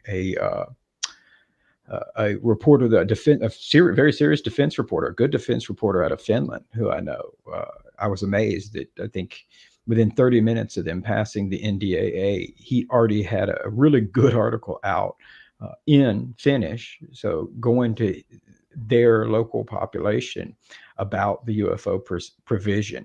And so I think that's only going to expand. And suddenly the natural course of evolution then is to start people in other countries asking their own governments, well, what's going on? Is this happening here too? Are you a part of this? Are we having some kind of alliance with the United States? We have alliances for defense and everything else. Why wouldn't we? Well, I mean, can it be a country as small as San Marino? Would that even make a marker on the field? Well, I think, the idea was that they bring it into the UN. So even a country as small as San Marino, as long as they are able to pass a UN resolution, get the UN involved in it. The hard part is putting it in front of the UN. That's the hard part. So it's all these other larger countries are jockeying for all these other things that they want to feel important and they want to bring into the international stage. So I think a lot of it boils down to it can absolutely be. I think a country like San Marino is probably ideal because I remember when I wrote that article, a lot of people were like, San Marino, what the heck is that? I even made the mistake of saying a city in Italy. No, it's a country, not a city. Oops. Sorry. So a country that doesn't have to worry about all of the other geopolitical issues that they put ahead of other things when it comes to UN resolutions, whether it's stuff going on with cyber hacking or technology issues, all these other things that they consider more pressing for their own larger nations and economic issues. Somewhere like San Marino is kind of ideal, I think, to bring this forth. Now, once it's put in front of the UN, then it becomes something that the entire full body of the United Nations, which is just about every country in the world, participates in and has to take seriously. I think San Marino in the long term, I think probably is somebody ideally. I think it'd be much harder to get the US, the UK, Canada, any of those countries to at least present that initial resolution. All right, let's move on here with another quick question. We got about 6 minutes to go before we hit the top of the hour. Third phase is asking, Tim, do you think we have craft recovered from UFO crashes and we finally will figure out how to operate it after 74 years? I don't know. I know nobody likes that answer. I don't know. I would say there's significant smoke around that topic of the Roswell crash or even other crashes, but obviously Roswell being the primary one where there's significant smoke. I have never personally seen the fire behind it, but there is definitely billowing smoke that's not going out that would suggest to me that it's not something that has ever been dismissed. I think when I watched the Phenomena documentary just recently, it was released this year, and they had the original audio recordings from, and gosh, it's early here and his name is escaping me, but the first Army Air Force intelligence officer who was there on the scene. and he's recounting the crash site and things that were there. For somebody like me who's coming into the topic maybe on the latter end and hasn't put in as much time as a lot of other people, especially with something like the crashes in Roswell, to hear him saying that, I'm thinking, wait, whoa, that's a big freaking. I mean, this is a guy who was there, and I am even though I don't write about it nearly as much, a little bit, but I am a significant World War II historian, and so I do know what the members of those intelligence services were accustomed to and what they did during the war and that type of stuff. And so the fact that you've got an intelligence officer who should be very well versed in different things to be saying, what they saw, and that they saw these different materials and even biological entities. I'm looking at that going, what the, like, maybe I'm sure a lot of people who have researched this much more than me are probably like, gosh, Tim, you're so naive and dumb. Maybe that's why I give the idea of naive lawmakers credence, because when I heard that, and I'm thinking, wow, I mean, this is a guy who's there. I mean, he was there. How could you possibly 60 years later say, oh, it was just a weather balloon, and not address the person who was there and what they saw? And so that goes into that. I would say that's more than billowing smoke. Maybe you can see some embers floating in the air and a little glow of fire there. That's more than just smoke. And so I don't know. But I'd say that I would definitely, anybody who firmly believes that it crashed, I think they have good reason to believe that. All right, we got 3 minutes to go, and we only got you for another half an hour after this. So I really want to focus on the NDAA, the budget, and what is coming in 2022 in your thoughts here. So to kick it off, we saw the budget go through. Everybody cheered. Was it a victory for the field of UFOs? Because I'm seeing, not to sound pessimistic, I don't see a lot of transparency in bringing this subject to the public. Sure. Okay, so it's twofold. It's a good question, and it's kind of a nuanced one. For one, I think that everybody should consider it a victory. I definitely consider it a victory because, like I mentioned earlier, this is the first time that you've ever seen UFO legislation, period. Stop, full stop. This is the first time you've ever seen that. So the will of Congress has been expressed that this office is going to exist. It's going to be looked into. This does give the public some power here, in that you have a conduit. You now can call those lawmakers and start fussing and say what you want or don't want as product gets released or doesn't get released. So if you don't hear any public hearings, if you don't hear any unclassified reports or analysis that are coming out, you can start fussing about that. And at the end of the day, those lawmakers keep their jobs by the public voting them in. And so the will of the public, that's the way it's supposed to work. They're supposed to operate by expressing the will of the public. And so it does give people a lot more power, I think, especially if they can kind of mobilize and unify behind this, and enough people express that this is what they want. Congress doesn't have an option here. So I think that there's a much more significant conduit now for the availability of public information.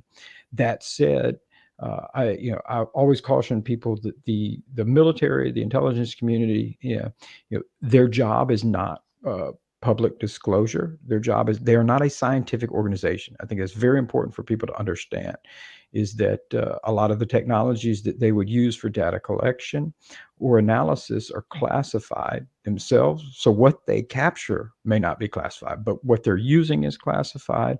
And in particular, they're only focusing on military installations, denied airspace over that are military controlled. And so if you have something that's penetrating those what should be denied airspaces, or what they're called, that represents a significant vulnerability to national defense. That in itself is inherently classified. So it's significant in that the topics being treated very important for the first time, and I think in a manner that it hasn't been before. But the idea that the release of information will be easy to get out, no one should accept that because that's not their job. I think other institutions like NASA, who are more science focused, that is their job. Tim, I'm going to get you to hold on right there because we got a lot more questions in the final half hour. Tim McMillan from the Debrief.org as we look at 2021 and take a look into 2022 on the UFO subject. Final hour of Spaced Out Radio is coming up right after this.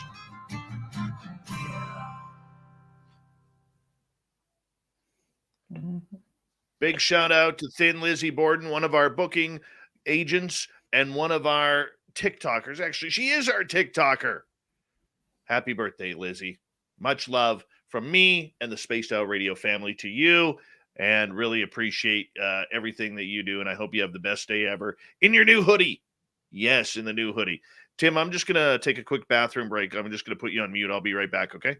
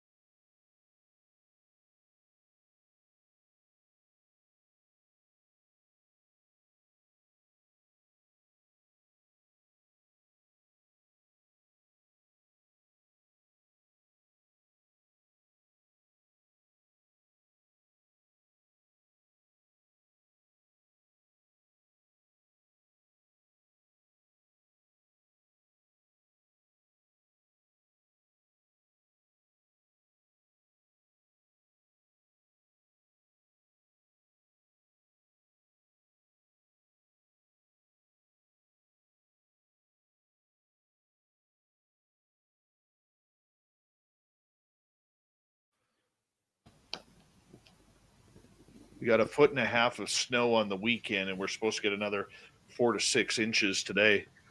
We haven't gotten any here, and so far. I mean, a little flurry. But...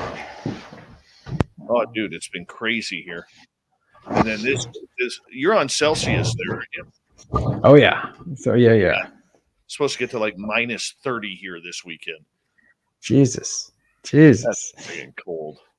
It's not even fun. That's not fun. No, but I do like it when it gets a decent snow the kids get to play in. It's usually once or twice here, and then you just have snow, just flurries. Yeah, no kidding. No kidding. Manuel, hey, welcome back, buddy. No, we haven't discussed that yet. Don't know if we'll have time to get into Edwards Air Force Base and Lockheed Martin. Black Dragon, Semper Fi to you, my veteran friend. How are you? Markham, no, I have not been back to Provincetown since we were there. I would love to go back there. It's gorgeous. Too many great white sharks, though. Dude, did you hear, Markham, that was a place where that guy got swallowed by a humpback whale and then spit out, the lobster fisherman? What? Yeah, Seriously? earlier this year in Provincetown, Massachusetts, a guy was diving for lobsters, and he accidentally got scooped up by a feeding gray whale or humpback whale, and he was in the mouth for like 30 seconds, 40 seconds, and then the whale took him, spit him out. Jesus, it's like a real biblical. This is like a biblical story. This is like Jonah. The guy thought he was gone for. I Big would thank too. you. Big thank you to G West, Naive Essence, Third Phase, Mennonite Abe, Walker, Flash Forward, and Thomas for the great super chats. We really do appreciate it. And let's make this happen. A good third hour. At the bottom of the hour, we're going to join the shift and go right across Canada to talk some UFOs as well. Here we go, everyone.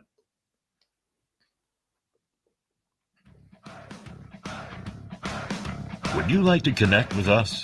Head to spacedoutradio.com for all your latest show info.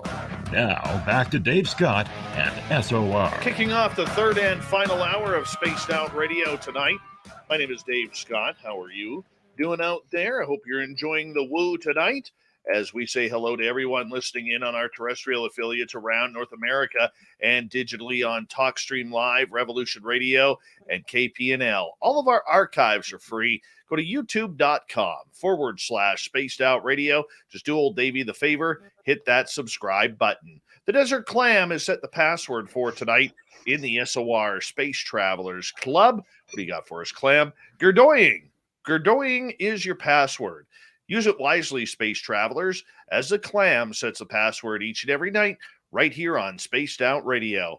Our website is spacedoutradio.com. We have a plethora of features for you. Rock out to Bumblefoot, read Shirky Poo's Newswire, check out our swag as well. Follow us on Twitter at Spaced Out Radio, Instagram at Spaced Out Radio Show, and now on TikTok at Spaced Out Radio. For the final time tonight, we say hello to Tim McMillan. He is a journalist writing for the Debrief.org, his own company of journalism, looking into the UFO subject. This is the 2021 year in review of UFOs. It's been a busy year indeed, and we're going to talk about the government side of everything, as well as what we can look forward to in 2022. Tim, welcome back. Well, glad to be here, man. It's been fun. It's flown by. It was a quick 2 hours.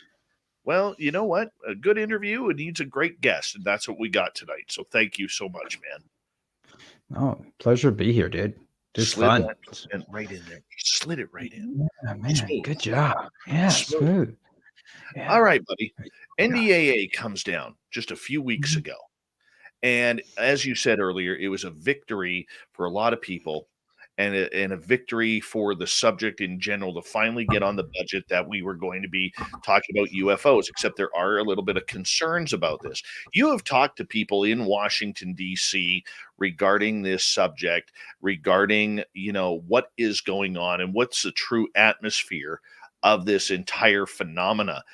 Is the U.S. government as blind about this subject as they portray in the media, or are they just trying to keep the levels of anxiety down because they're still not sure how the public is going to react. Sure. Yeah. I think that's obviously a question that a lot of people have. And I can only comment on just what I know from interviews and people that I've spoken to, the general impression that I've got. And I've termed it willful apathy.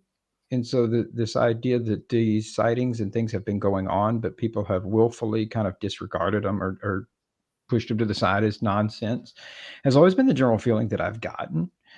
The idea that the U.S. government could have at one point, especially if you go back to the 1940s and 50s and 60s, have known a lot more about the subject and effectively lost that information. And by saying lost it, meaning is it wasn't transferred to those principal executives that came and went over the years, and it became a topic that was taboo and stigmatized and simply not addressed, and therefore people failed to realize over the decades that there was more information the government knew. Does that potential possibility exist? Perhaps yes, and I've always said I'm open to that kind of idea that in a way you're reintroducing generations of people both inside the Pentagon and inside the U.S. government to this topic. There's something really to it because they've grown up under this impression that there was no value to this other than entertainment, and it was something not real. I know that sounds extraordinary, and people say, "How could that possibly be?" And I always tell people to do a little research or look up something called fog bank. That's a unclassified code word, but fog bank is a substance that's classified. We don't know what it is, but it evidently is a critical component for nuclear weapons. All of the nuclear weapons require fog bank, whatever it is. And if you do a little research, you'll see that it was a few years ago, the government realized that they needed to upgrade their fog bank. That perhaps it was had expired. They needed to change out their fog bank, only to discover that nobody knew how to make fog bank. Nobody knew exactly what it all entailed, because this critical component to the deadliest weapons the world has ever known, everyone who had worked on that had either retired or was deceased, and nobody wrote any of these records down. Like it was so secret and compartmentalized that they lost it. So this idea that some of the most highly classified, most secret aspects of the government can be so compartmentalized that they effectively lose that information over the years is not crazy. But, at least we can see with fog bank, it has happened. It did happen.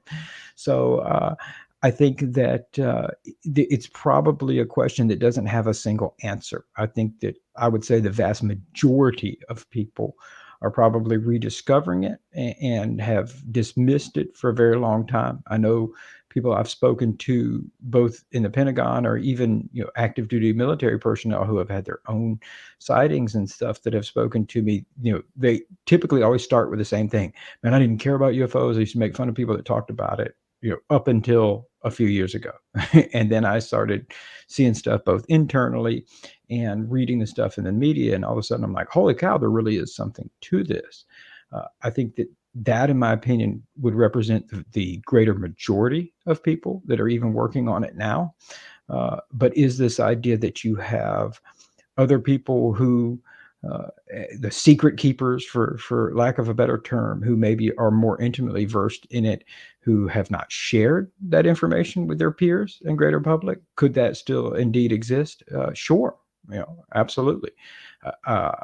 In a weird way, I kind of hope that, because it's a little disturbing to believe that you could have these events going on for decades and nobody care, because certainly perhaps the vast majority of these sightings now are not a potential near-peer adversary like China or Russia. But if I'm China or Russia, I'm going to exploit that stigma to my advantage. I'm going to make things that look like UFOs to spy on you because we know that you're going to dismiss it. So if it hasn't been looked at for years, that's concerning, from a national security standpoint. So I think it's a nuanced question. I can only comment on what I'm aware of from people I've talked to, but I would say it's perhaps a mix of both. But in my experience, a greater majority of people who dismissed the topic as not being real and therefore didn't. Even when you had weird sightings, they were just like, that's probably. I want to That's ask you what's up. about the concern right before the bill of the AOIMSG, which was a Mhm. horrible acronym. All right, I don't know who got paid money for that, but they deserve to be fired, in my opinion. But True. Tim, I was telling my audience, and please correct me if I'm wrong on this, okay? But I was telling my audience the way I viewed this entire thing was we were seeing the first public battle between the military-industrial complex and elected government officials and the laws that they wanted to create all over UFOs. Now, a couple of media outlets like The Hill actually focused on this.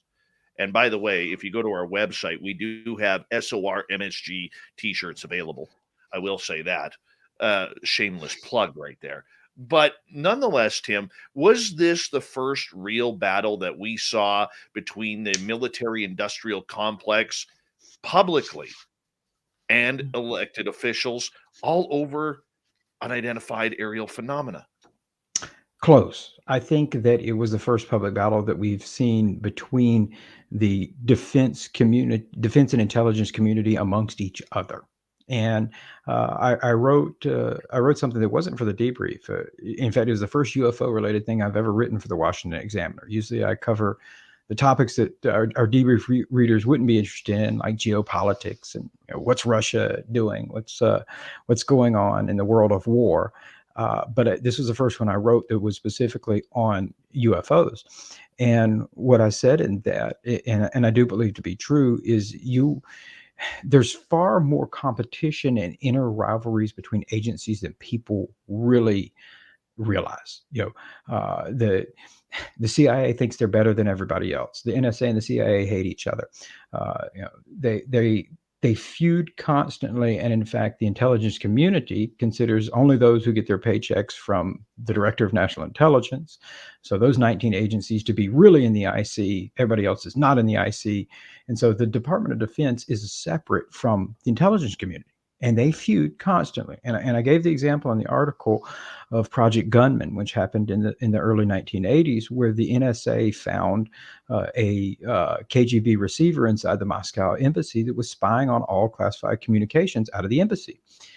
It took 5 years after they discovered it before anything was done, simply because the CIA and the State Department didn't like the NSA, didn't want the NSA to one up them. And down to the point where they even issued a formal cease and desist order telling the NSA to stop telling people that the embassy's compromised. It was, Dave. It was compromised. People lost their lives. CIA agents or CIA spies, Moscow spies, lost their lives because Moscow was spying on us. And the paramount concern here was not that. It was who's better than who, and you're not going to one up me. And so I think when we saw this, like you said, horrific acronym office came out, timing was not coincidental. I think this is suddenly you're seeing the interagency rivalries where they realize, okay, lawmakers are going to make this a thing. Well, now who's going to control the UAP topic? Who's going to take control and ownership of it? Who's going to be the one who investigates it? Who has jurisdiction over it? And so I think that was the Department of Defense, particularly the Undersecretary for Intelligence office, kind of trying to get ahead of it and say, oh, we've already got an office. So clearly we should be the ones in charge of this. And that would mean it would exclude the Office Director of National Intelligence. So all the intelligence community components would have to either cooperate if they wanted to, but the people who would be in control was the DoD. The actual bill that was ultimately passed is kind of interesting in that if you really parse through the legal language, it left the door open, and I have all reason to believe that this is going to happen, if it hasn't already happened, where you're going to have two parallel UAP offices, whether people realize or not. Two offices got started, one inside the Department of Defense, one inside the Director of National Intelligence. And so it's a really interesting dynamic. Sometimes these competitions can be good because one doesn't want the other to embarrass them, and they don't want to find out more than the other. So there will be some rivalry there, but that's actually exactly how defense and intelligence matters are treated seriously. So you have these rivalries, whether it's terrorism, whether it's spying on Russia or China, these same things. The one of the agencies has their priorities, but they don't want the other to one up them, so they're constantly mistrusting of each other. So I truly believe that we seeing that office emerge at that timing was the DoD trying to exert their authority and saying, well, we're going to be the UAP experts for the government. Meanwhile, that would exclude a lot of other components. And if you read that article, I think that that's problematic too. I think that we don't want the Department of Defense to control the entire narrative there, because they're very limited in their scope and what they can investigate legally. They can't investigate stuff that happens over CONUS. Was that the military industrial complex's shot at trying to keep the UFO Pandora's box closed?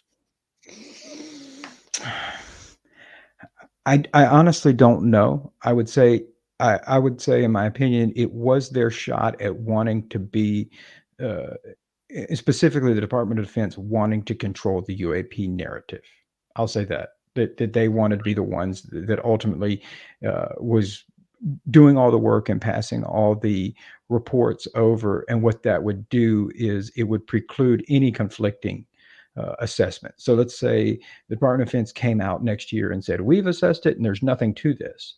That would be their word and their word only. But now the way the language is read now, and the good thing about having parallel competing offices, so you've got the intelligence community competing against the DoD, is if the intelligence community comes out and says, oh, that's BS, we don't believe that, and here's why we believe there is something to that, then that's when the topic doesn't die on the vine. You don't just have one voice inside of it. And I think that that's important here because, again, the DoD is extremely limited in their legal authority and what they can and can't do. If there's a sighting, in Kansas, the DoD can't investigate, even if you thought it was foreign, that's something that falls into the FBI. So there's very limited scope in what our Defense Department can do. It's our military forces are legally bound to primarily operate outside of the United States. And so if you want to get any good handle on it, you're going to have to have agencies that have authority and jurisdiction. The DoD can't come investigate your sighting in Kansas, but Homeland Security can, the FBI can.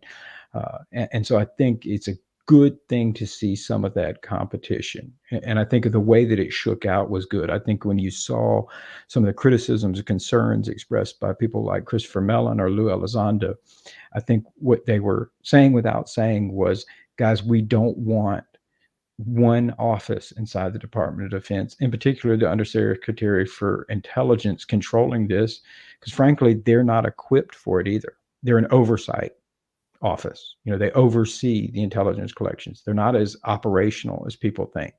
And they also had a huge hand in screwing up the Afghan withdrawal. So there's a bad track record there. And I think that was the concerns, is we don't want this one particular office having the only say so in this topic. Right. We got 6.5 minutes here, bud, flying on by. Can we trust the United States government to bring forward any type of disclosure heading into 2022 and beyond? Man, that's a tough one. I don't know. Again, man, I hate giving I don't know answers. I will say that as long as the only information that they have presents itself as vulnerabilities to national security, so they're saying, hey, this is 100% real. I've got close images of triangles emerging near nuclear facilities or of things penetrating our airspace, and we can't do anything about it. We can't catch them. We can't do anything about it. The likelihood that they release that information is very slim to none. And so in that regards, should we trust the U.S. government to release that kind of information? No. I think that people are setting themselves up for failure if they're trusting that. Now, if it's not a vulnerability, if they're like, no, we know how to shoo them away and all of this kind of stuff, and we know that it's not China, it's not Russia, it is something extremely exotic. Can we trust them to be honest and come forthcoming with that? I don't know. And I would say to some extent, perhaps not, because governments, and it's not just the U.S. government, any government exists by representing itself as the primary authority over a sovereign set of people in a nation. And so this idea that you have anything else that's out there that they have zero control over and zero authority over, that's a chink in the armor of a government's power. That's how governments topple. And so I don't know. I would say that you're much more likely in some of the scientific agencies like NASA, or some of the private endeavors like the Galileo Project or UAPX. You're much more likely to get that quote disclosure to the general public if you term that as people generally accepting there is something out here that is truly anomalous and cannot be attributed to misidentifications of swamp gas stars and secret airplanes. That will probably come not from the government, frankly. That's where it gets interesting, my friend. So heading into 2022, as we look into it, are we going to hear more extraterrestrial talk? Are we going to be getting more videos, or are the days of videos done after what happened with the last 3 that came out? I mean, where are we going with this? I don't know. There's an interesting dynamic there, especially let's just talk about the videos or evidence. There is, there's no apparatus in place in the United States government to classify something just because it's unknown. So there's this weird legal dynamic that I think is going on in general counsel's offices, especially with FOIA requests and whatnot, is can we legally withhold this, and how can we legally withhold it, type thing. Outside of that, obviously we saw it in 2021 with Jeremy Corbell. You have leaks of things. To a certain extent, you could say that the original 3 videos were leaked because they weren't officially released for public consumption. Could you have more leaks? I would say the potential for that is much higher now because you have so many people talking about it, and you have a lot of people the ones who are actually capturing the data. So the pilots that are out there, those are the ones who, if they hear there's nothing to this, or they feel like it's being downplayed, that's how leaks happen. Leaks exist in government as a political tool as well. So when you have competing fractions, like I talked about, sometimes leaks are strategically put out there because one fraction may be saying there's nothing to it, and another one wants to try to get it out there to the public. No, there is something to this. So the potential for bigger leaks, I think, is significant. Will we see that or not? I don't know. I don't know. I hope so. Well, it's going to be interesting because moving forward here, as we say goodbye to 2021, and going to 2022, will UFOs/UAP remain a hot button topic? Or now that the budget is passed, until the government's formation of the new task force, are we in another big quiet lull for a number of months? Probably. Just because the government doesn't move fast again. I think that you'll see, if anybody looks at the last couple of years, they always work on a fairly consistent kind of pattern, which is you'll get a lot of information and things kind of rile up in the late spring, early summer, and then in the fall. And those always coincide with when laws are made. So when the new fiscal year budget's being formed and everything, again, this is not something that's just limited to UAP. You see this in politics. You see it in everything else. When somebody feels like this is something that needs to be out there and needs to be legislated, the information campaigns to make it important come out. The government itself works very, very, very slowly. And so it's hard to predict. Would you see anything officially from the government side? I think in regards to that, no, there'll probably be a lull. But I said it earlier in the show, if there's anything I've learned, it's that this topic is paranormal, and that everything that I think would happen, it seems to happen completely opposite. So Christmas Day, the treasure trove of videos could be coming out, just because I said I didn't think it would. And finally, as we got about 40 seconds left, are we going to go back into the whole threat narrative now that the budget is passed, or is the threat narrative done? I don't know. I think people place too much emphasis on the threat narrative being a negative thing. I see it from the perspective of the Department of Defense or the intelligence community, and that is, if you have something that's unknown and it's operating in your airspace, it always has threat potential. I think the potential aspect is what gets left off, and so it's the unknown that's really threatening. And so, for me personally, when I hear the threat narrative, I don't take that as people believe that this is visiting aliens and they're threatening us. It's rather the fact that we don't know what it is, or that we're saying it's unknown. That is a potential threat. And if you have no means of control or whatever, it can be aliens. I've said this, it can be aliens, but if one can do it, why can't more? Tim McMillan from the Debrief.org, a great show. The year of the UFO 2021 coming to a close. Coming up next, we're going to head to Vancouver, hook up with the shift, go right across Canada with Shane Hewitt.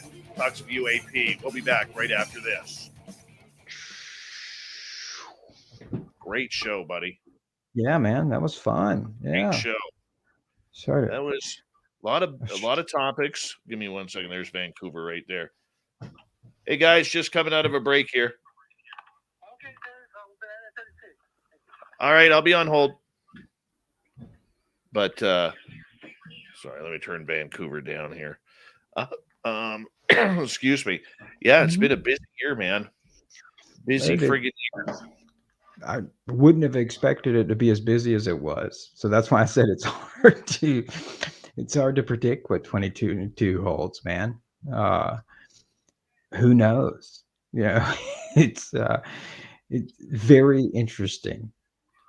We literally nailed about 15, 16 key topics tonight. Dude, that was fun, man. Great questions from you. Always great questions from the audience, man. I think it's fun. This is fun, and if nothing else, if people get to see, man, I'm on for the ride to an extent as well, man. I wish I knew.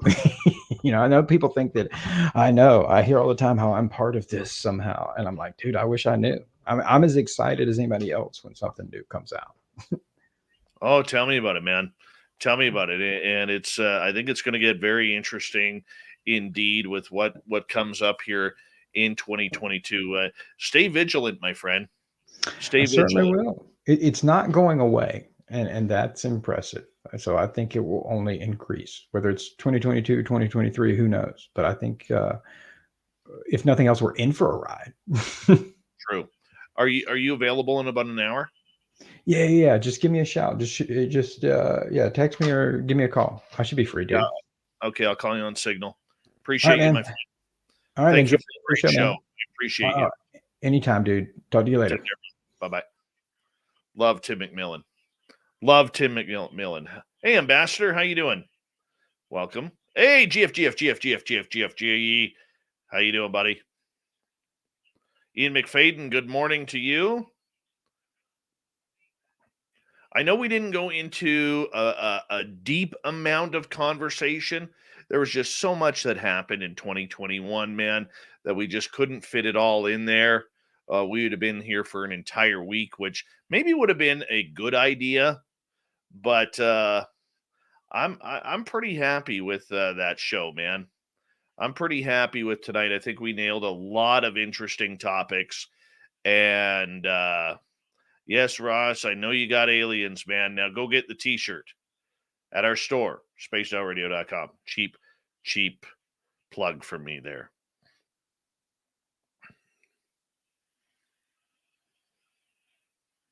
I know. Gong Show. It's not me, man. I don't think so. It's probably YouTube. Oh, Shane's back on the air.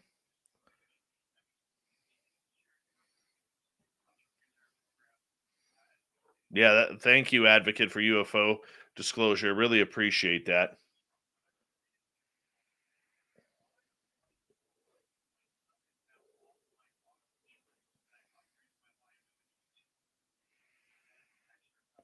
I think we do have some blue shirts there. You get to choose.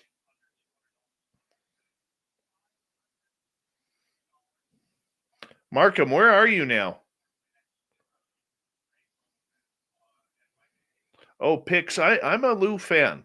Don't kid yourself. I am a Lou fan. But in the day, hey Tewaz, where you been hiding? Haven't seen you forever. But Pix, I have um, somebody like Lou, and I've said this to him, and I've said this to Sean Cahill and his other friends. You can't let him off the hook. And too many people in the UFO community have let him off the hook with a lot of juicy questions. Jordan Ashley Pettit, I am great. Outside of being cold, well, I'm warm tonight, but it is cold outside. Otherwise, I'm great. I will explain. Pix, if you stick around after the show, I promise you I'll give you a better answer on that. Okay. So ask me that question again after the show, and we'll get to it. I want to say a big thank you to Third Phase, G West ×2, Naive Essence, Mennonite Abe, Walker, Thomas, and Flash Forward for the amazing super chats tonight. You guys have been absolutely awesome. And the bluish gray thing, ball, that is a big ball of soda light right there. And we're 25 seconds, and we're going to be joining the shift in Vancouver and talk some UFOs, UAP, and kind of go from there. And let's have some fun. So we're going to come back here in a couple of seconds.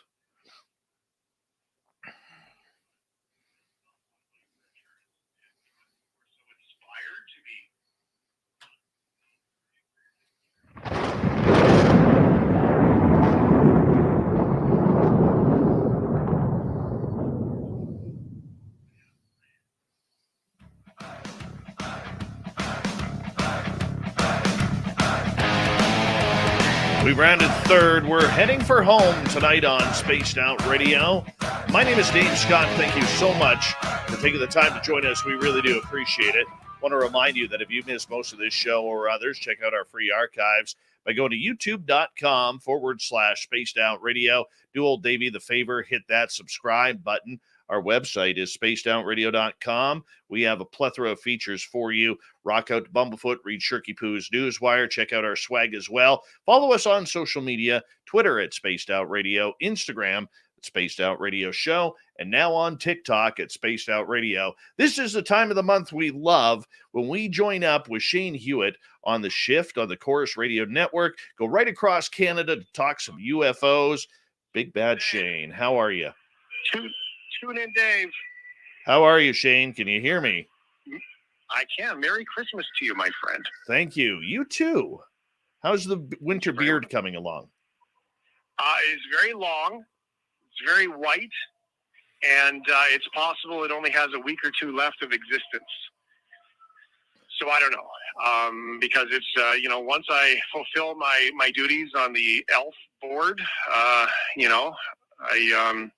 and contributing to Santa Claus's work, then it's time for the beard to go away. So unless I have other things to do with it, like wear plaid and chop down trees, I think it's time for it to probably go away, which is a little bit sad, I suppose. Too cold up here to cut down trees now, my friend. Way too cold. Yeah. Dave Scott's in Northern BC. SpacedOutRadio.com is his website for everybody else. Take us to the space, Dave. I want to know what's going on in the world of the UFOs and the UFOs and all things Dave Scott. Where are we going today? My goodness, we're going to start off with a post that I found earlier today out of New York City. How would you like to work for a company that is looking into UFOs? Well, fun. This company called Enigma Labs out of New York City is a first data media community platform that is establishing a platform about advancing the public's understanding of UAPs, unidentified aerial phenomena, and securely connecting private UAP experts to each other and UAP enthusiasts. Now, the job posting, which has been posted on a number of job sites in the U.S., doesn't really understand, I don't think, that you can do this on YouTube, Twitch, TikTok, other social media platforms that people have already perfected, and they are looking for a head of community and social media, working closely with the head of content and head of growth to prepare our consumer launch, engage with our community across Twitter, Reddit, Discord, Facebook, Instagram, and other social media platforms. And they are also looking for a director of communications who can talk UFOs. Now, I don't know if any of us Canadians can do it unless we have dual citizenship or Bonnie Henry actually lets us out of the province this year or next. But this is interesting. Job postings now about looking into UFOs. I haven't seen it until I believed it, or I didn't believe it till I saw it, my friend, and now I have seen it. Well, did you apply? I thought about it. I really did think about it, and I don't know. I think this is maybe one of these startups that really wants to try and get ahead of the game, but maybe doesn't have the understanding of the topic. It's very vague. There's not much on their website regarding it. Might even be a hoax. I don't know, but I'm willing. If they'll accept a good old white-haired Canadian guy, I may do it. Or if the Canadian government would like to buy me out of this show, so that way I can join the UFO desk somewhere in the back halls of, somewhere in Ottawa. Who knows? I might be available for that too. That's fantastic. Well, I think you should go for it. I mean, I guess you don't really know if it's a hoax or not. I mean, it seems way too silly, almost convenient for it to be a thing, but still, what if it is? I mean, that's probably a good sign, isn't it, that they're trying to go mainstream on a job like that? Well, I think it is, but I mean, the question is, who isn't already covering it? The government isn't giving up much information in the United States. All right. Nobody or anybody who is covering this topic already has social media platforms, some as small as a couple hundred, some as big as a few 100,000 to a couple million. So I don't know how a startup company is all of a sudden going to try and figure out how to capitalize on the UAP vision of social media when it's already quite healthy and established. Well, that part does make sense. A little late to the game, maybe that might be a nice way to say it. A lot late, like 4 years late to the game. Yeah. Yeah, if not, that might be, I think you might be conservative on your estimate right there. But still good, I guess, when it feels like it's kind of going mainstream and people are talking about it. So not terrible news there. What about, what else is going on in the UFO world since we're not applying for this job now, me and you? I know. Because there is some new news about, these, I don't know, organizations to pay attention to the things. Well, you know what's happened is within the last 2 weeks, we have seen the United States government get their defense budget passed for 2022. And that includes setting up a brand new task force to specifically put U.S. taxpayer dollars into researching UFOs. Now, the downside of this is unless it's national security, which about 99% will be, we're not going to see as the public anything. But many in the UFO community are calling this a victory right now because it's official that UFOs are going to be researched in the United States by both the military, the alphabet agencies, and the public watchdog that they will create over this. The interesting part about it is I have heard anywhere from a few million to up to $1 billion in funding that this is going to go. And this is going to receive in order to make this a substantial interest in finding out what is traveling in American airspace.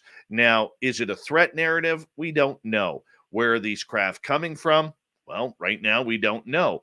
But I don't think we're going to get any secrets like what happened at Roswell. Do we have alien bodies? Is there crash retrievals? That seems to be a hot button topic right now, which the U.S. government may come out with in 2022 at some time. We don't know. Everything is so speculative.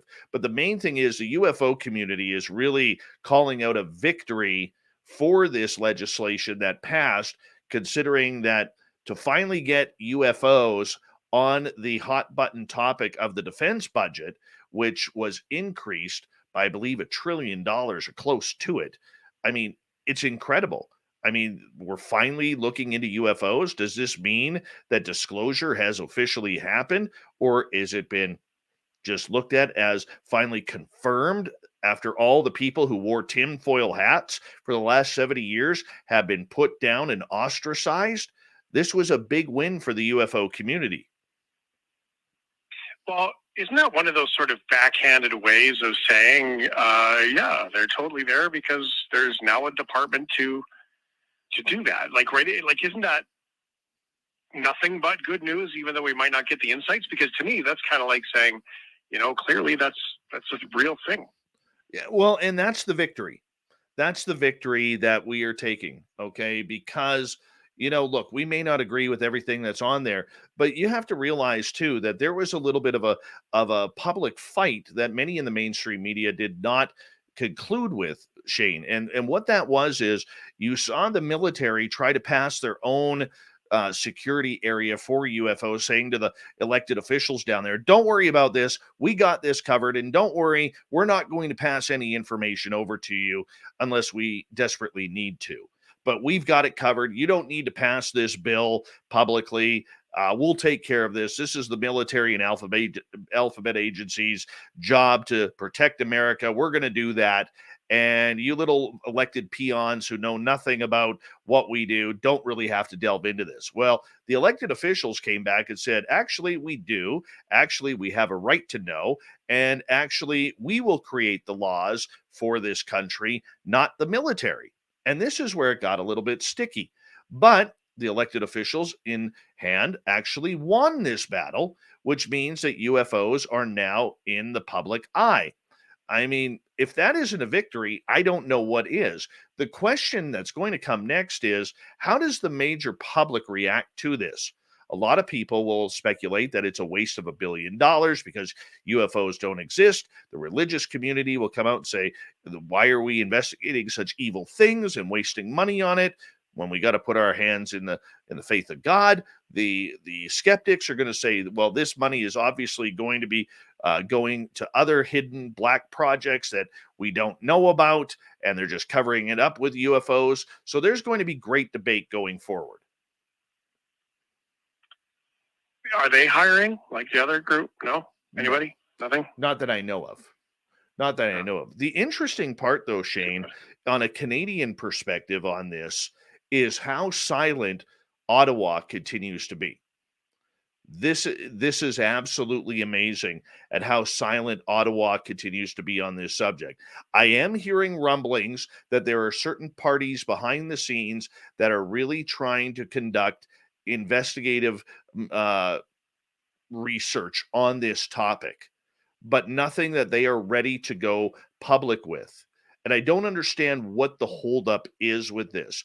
And you and I have talked, and you've heard me whine and complain about the Canadian media not doing their job regarding this topic. So I'll save that for next year when we're back on with you in January. But the idea that this topic is still silent in Ottawa is baffling. And it really makes me wonder, how much pull does NORAD really have, especially the United States government, when it comes to Canadian air defense, and whether or not they are shutting up the Canadian government and say, look, we'll take care of this. You guys just continue to send us the reports that we need. And you know what?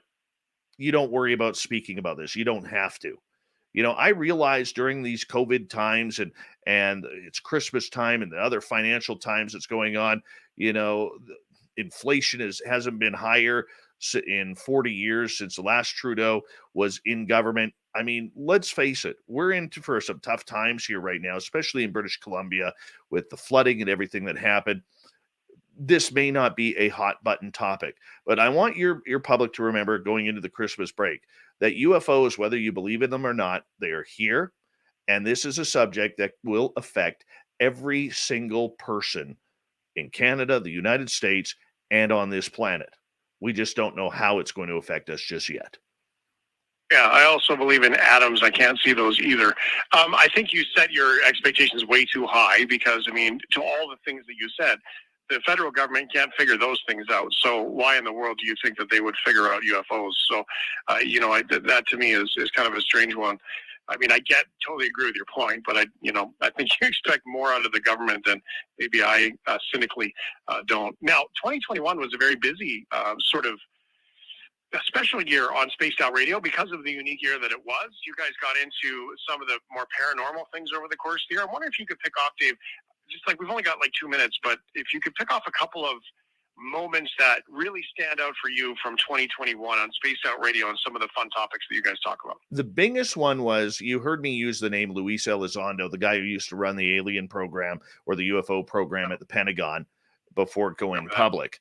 And we interviewed him back in February, and about 26 minutes into the show, I asked him point blank, has Luis Elizondo, the person, ever seen it come face to face with aliens? And he kind of dodged around, well, what is an alien? And I said, I reformed the question and said, well, how about big black eyes, gray head, about 4.5 feet tall?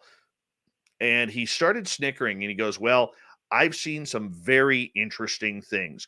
And Shane, as journalists, part of our job that we are trained for is to read between the lines. And if you listen to that statement and the way he holds it, I think he admitted on our show that he has actually been face to face with extraterrestrials.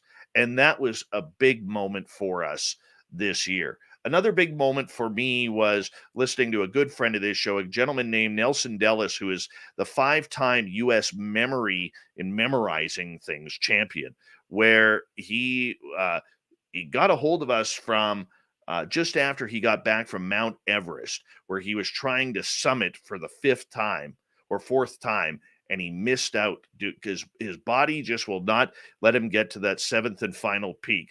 And listening to the emotion in his voice talking about things like that was fantastic as well. Plus, we've had so many experiencers on this show where telling their own personal stories of everything from alien contact to Sasquatch and paranormal stories. It's been a real interesting year of feeling and trying to get to know people. And our show, thanks to you and others and our great audience on our side, has really grown because of it. So it's been an interesting, wild year, man. Interesting and wild, as always, on Spaced Out Radio. Dave Scott, Merry Christmas, Happy New Year to you, to all your listeners. Thanks for welcoming us naive folks into your world every now and then through the course of the year. I appreciate it, buddy. Always appreciate you, Shane, and Merry Christmas to all of your listeners across Canada as well. Take care. All right, let's get to Shirky Poo's news. Starting off a little heartbroken here. Why? Well, let me tell you. Thanks to the Transformer Omicron, the NHL has just announced that they are not going to the Olympics in China.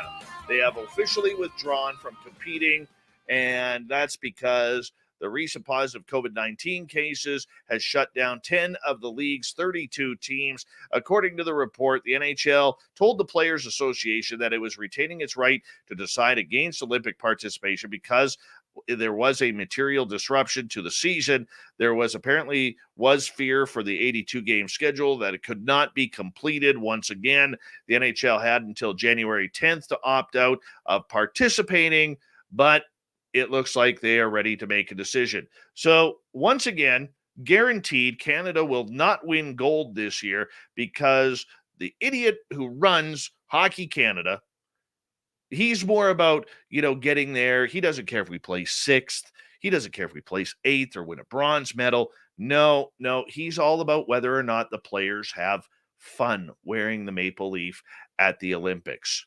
Yes. Can you hear my disgruntled voice on this? We had a gold medal coming. We had one.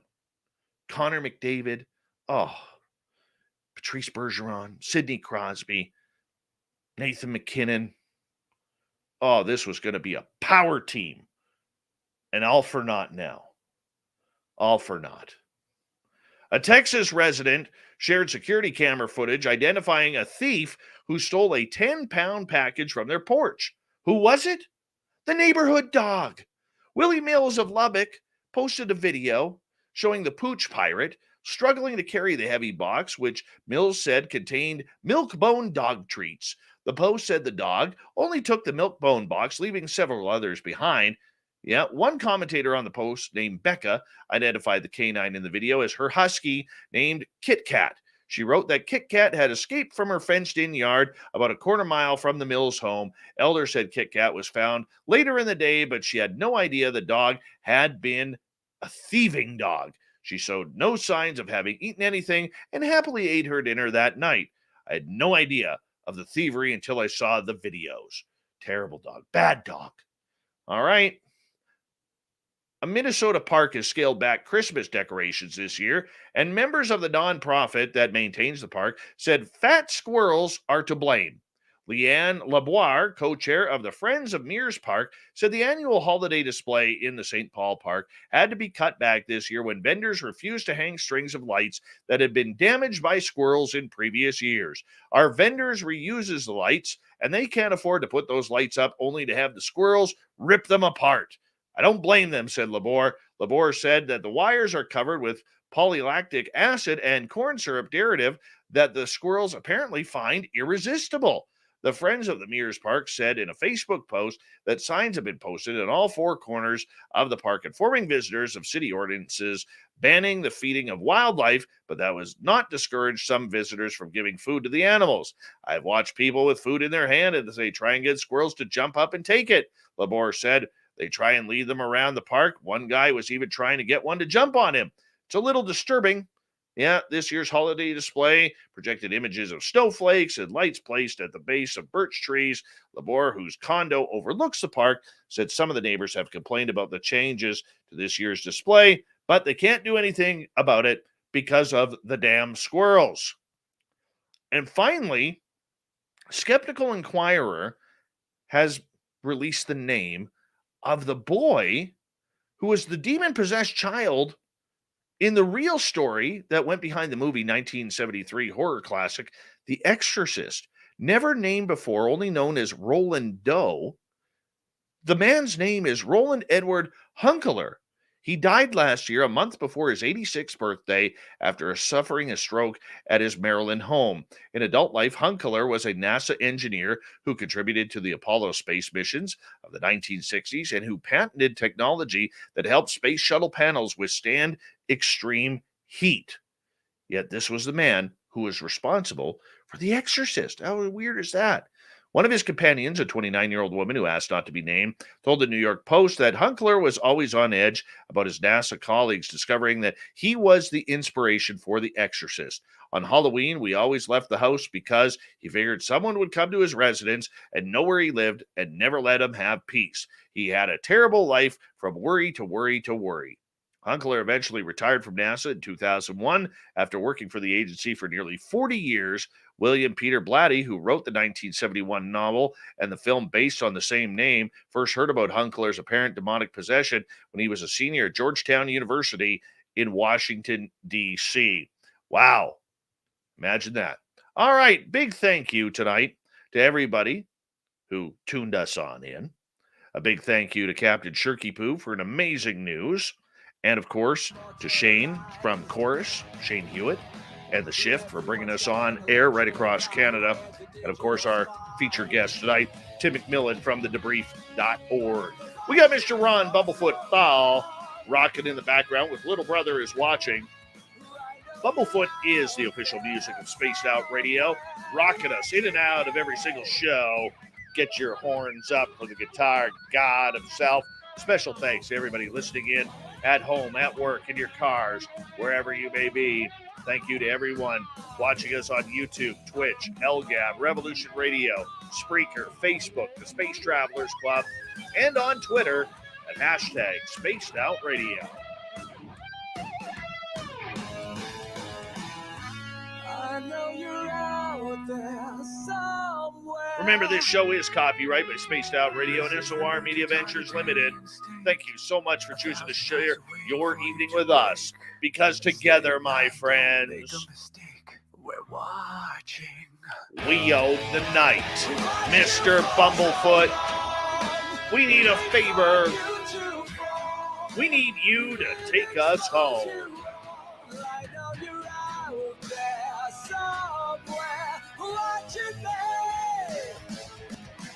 Yes, the Woo Train has docked for the night. But soon, my friends, we shall ride again.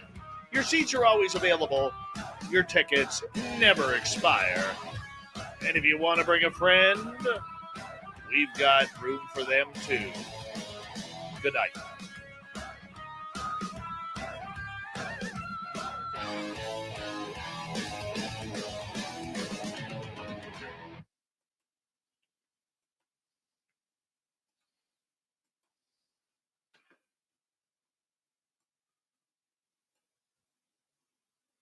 Pix, my friend, we're going to have a good conversation, man.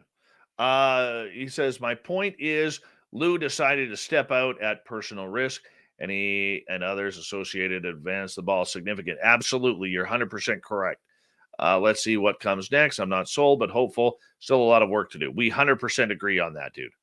100% agree on that. And there's a super quest. Get him, Captain, you son of a bitch. Just finish that show up, you mother of a son of a goat, jerk, Canadian snow riding, skidooing, hockey playing son of a bitch. Absolutely. I know what you're thinking there, Super Quest. I know sometimes it's difficult to get it out, but we got it out, man. Somehow we forced it out and it came out. There we go. Rock on, Captain. Rock on. All right. Let's load this thing up. Put that there. Take these things off because I'm tired of those. Put that there. This moves over here. And let's go here. What up, people? Thank you, GFGFGFGFG. Appreciate you, buddy. Merry Christmas to you. I appreciate you, man. Shit in your hat? Who says shit in your hat there, Thin Lizzie Borden? That's disgusting. Who wants poop in their hat? Nobody wants poop in their hat. Well, maybe some do, but maybe that's a fetish. I don't know. I sure as don't want any poop in my hats.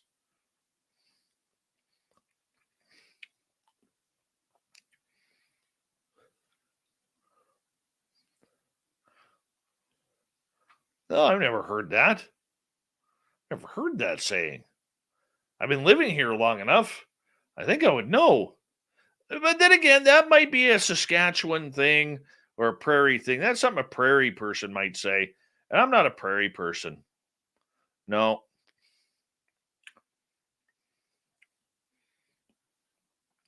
I could see a Newfoundlander say that too.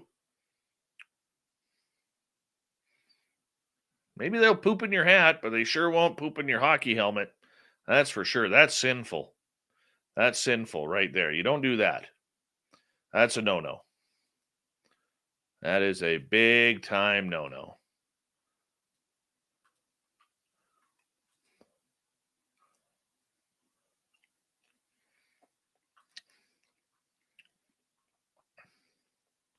Poop in their toque? No, you don't poop in someone's toque. You definitely do that. Don't do that. Hey, Body Tech. Good morning to you. How are you?